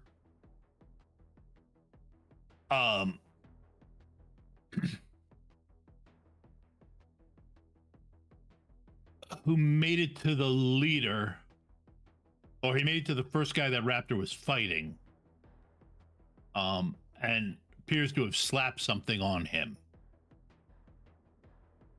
He's the only one you can see in your view vision that's still standing.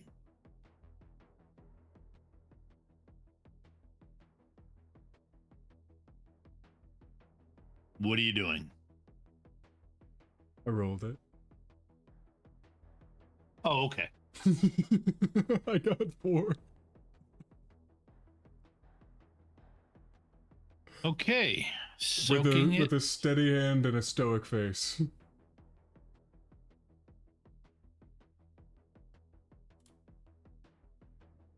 Jesus.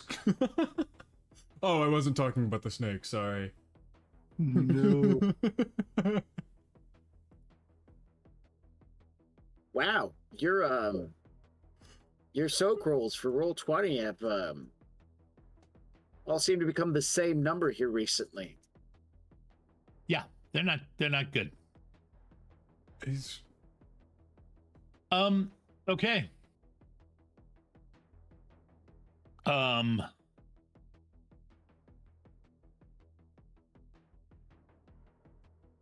He is now staring at the hand.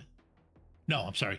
He's not staring at the hand because the hand has fallen out of his line of vision. He's staring at the stump that you've left him because he had taken his armor off.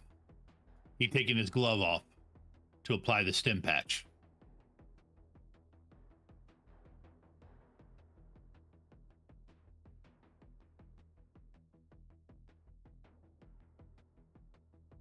Goodness.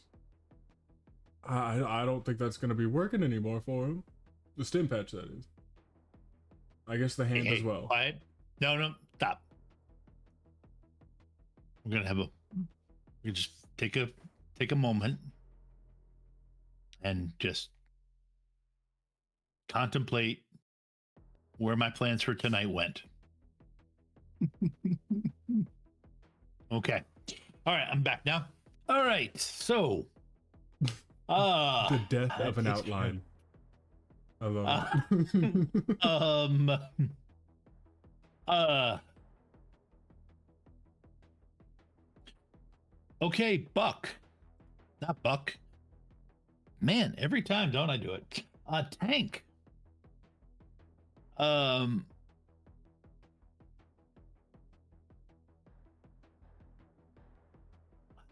You have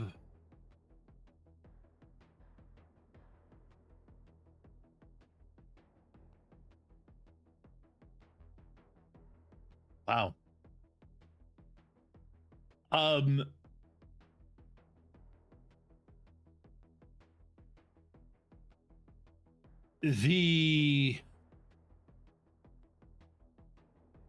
The guy, he used his action last round to start backpedaling away from you.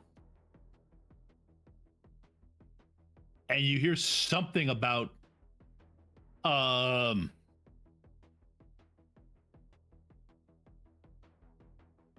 not signing on to fight a Yakuza high threat response team. And he is actively running away. Okay. What does Tank do? It's the only one who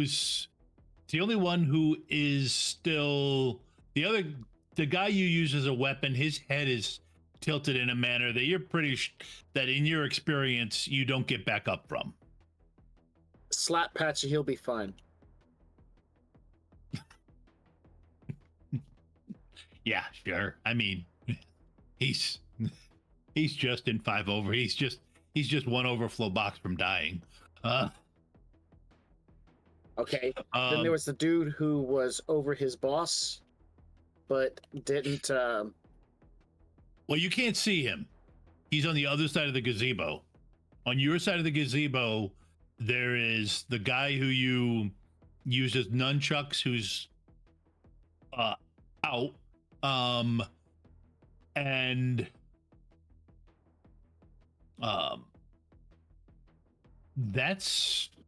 those are the only ones you can see. The guy who's fleeing and the guy who's out. And I can't see Raptor. I can see Roven. I can see Buck. Yes, because they're up on the gazebo fairly near you. You can see where they are.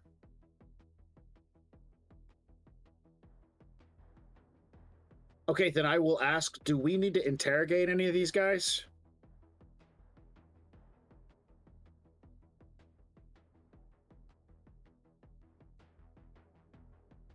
It might be interesting to know who their target was. Okay. Well, I mean, as of right now, we've lost a team member. And right now, we don't know where she is. So, yes or no? Because, I mean, we only got like a small window for, decision-making, stuff like that. Right? I mean, yeah. We can get some information quickly. Sweet. Okay. And he's fleeing, right? Yes, he's running. I would like to use... Okay. Okay, you guys do that just for one more time. Roven, give me another 12 dice. That's a brilliant idea. Throw my shoe at him.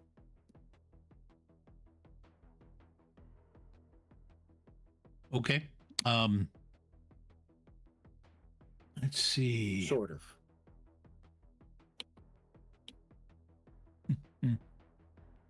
Another 4. Man.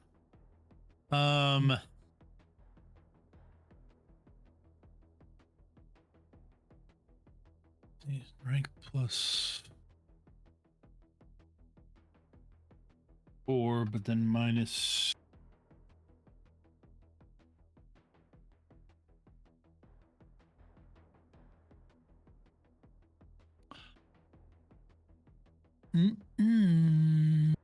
Nope. That is not enough for him to get out of your watery embrace. And now he's got to soak. While you guys were having the quick conversation, the guy you have, so at this point, Rovan, you can feel the guy stop struggling. You have engulfed.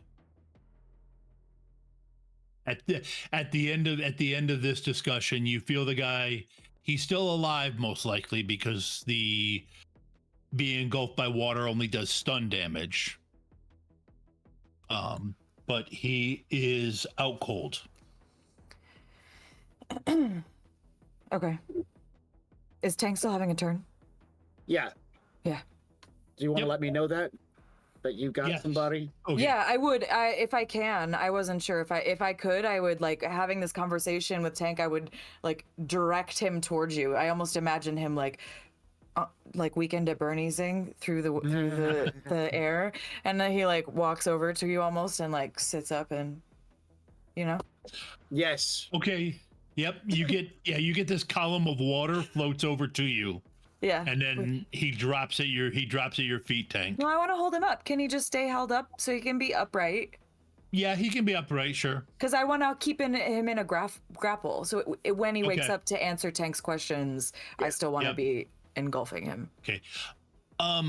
Then I'm going to let the other gentleman escape, because there's no reason for me to create or, like, I don't see a value in stopping him. Yep. Red, should we stop him? And that's a question to the player, not the character. The way I look at it, man, as long as we got somebody to interrogate so that we can find Violet, that's all we really need. Okay. All right, then yeah. I Want will to use my. to send a message. Well, that's what comms are for. That's how we send messages with No, comms. you know when they leave one person alive to send a message. That was Tank's response. That's Tank's response. You used your character's voice. I did. You're right.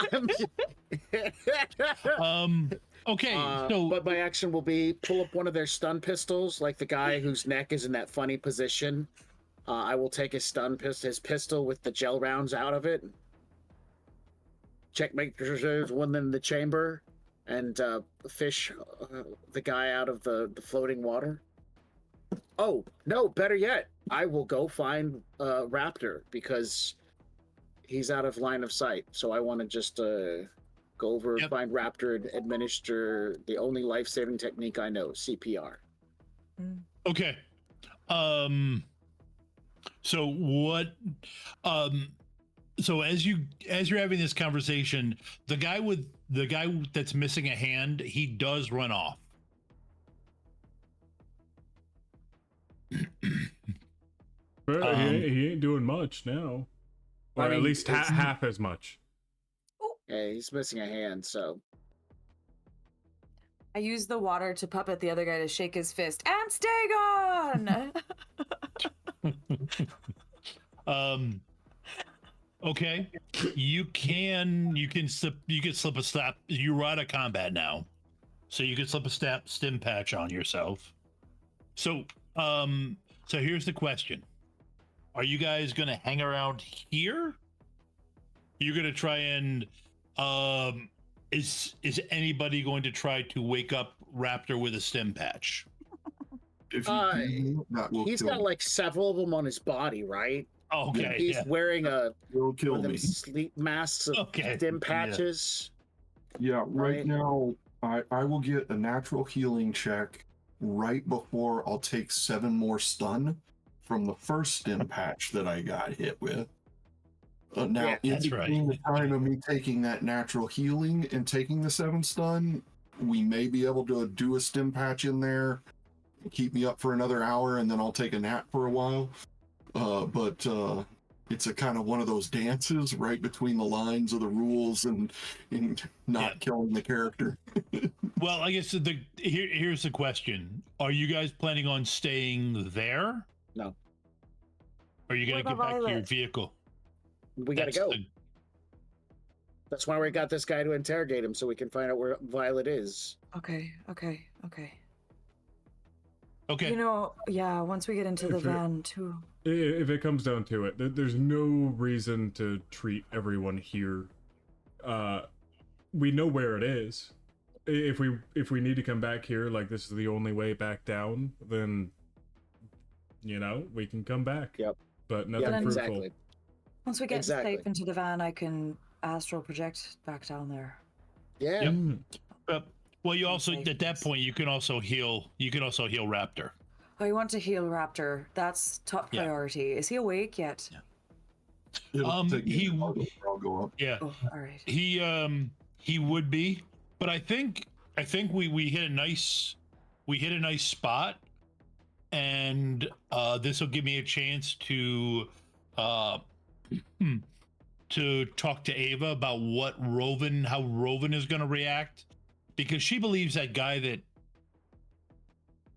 it hasn't been established whether or not he was kidnapped or was in the process of kidnapping that guy. Yeah, because he has information that she wants. Because that was one thing you weren't here for. Tara was staring at the ceiling.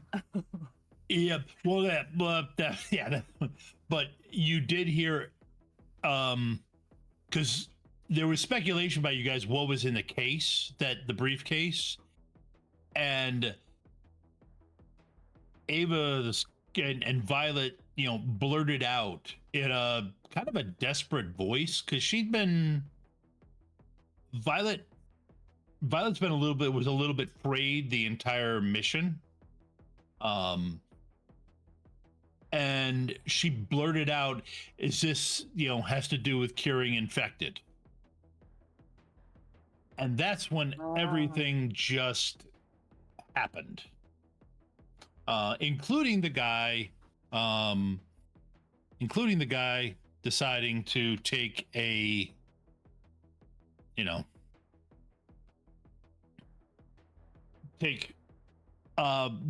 quick way out and disappear down. So this is probably a good spot to stop for tonight. And we'll be back. And next time we're together, we will figure out what is happening next. Now, I'm gonna be honest, other than this next week, I don't have a whole lot of streaming going on. I don't know about the rest of you guys. So it's pretty quiet. Well, it's the holiday weekends. Hope everybody has a great Christmas and New Year's. And I've been stalling long enough. Has Tyler done the roll yet, or? Oh no, we do all that on screen so everyone can see it. That's what I mean, yeah. After I see it. But yeah, no, they are all plugged in and ready to roll. If you don't see your name on there, let me know now or forever hold your peace. Hey. I'll give them the 30 seconds for my voice to get to them digitally. Where's me? Did you? Yeah. I didn't see it, but okay, I'm sorry. What? I'm sorry. Oh, Christ's sake. Exactly. Thank you, Ava. I was so confused on who said that. Okay. Now, if you don't see your name. Okay. You got it. Okay. All right, perfect. And 3, 2, 1. I'm gonna hold my action.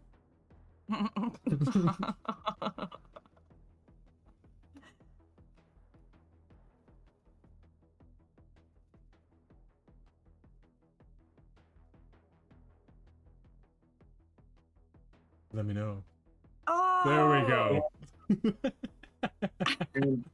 because I already own the book, I'm going to do what I did last week, and I am going to give it to TOCMSF. All right. Talk. We gotcha. We'll be reading. The overt, covert, moral sleaze factor is what that acronym stands for. You, Tom? No. Oh, okay. No, I was about to say. That's somebody from college.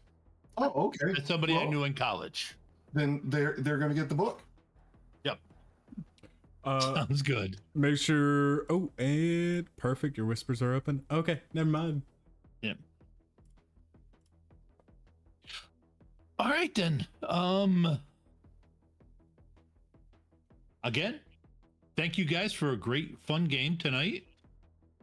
Didn't go the way I planned, but it was a good story. And hopefully I've planted some seeds of paranoia in you all. You think we might be able to get some of those that karma? You got some karma laying around there, Tom? Karma? We yes, get some more karma. I'm completely up to date on giving you karma, and I've even got a spreadsheet started for this adventure to get to give you it. So yes, you will get it during the week. Cool. So I'm debating on bringing up my edge or getting Haymaker. Yeah. I don't know which. Yep. Haymaker seems fun. Yeah, Clockwork. I owe you three. I owe you guys 3 runs. You're right. Oh, These guys I'm up to date on. that's because Matt. Shout out to Max for keeping up the pressure on the karma machine. All right.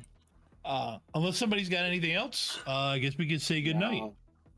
Happy holidays, everybody. See you in the Happy new year. holidays, folks. Bye. Bye. I'm so sorry. Good holidays. Bye.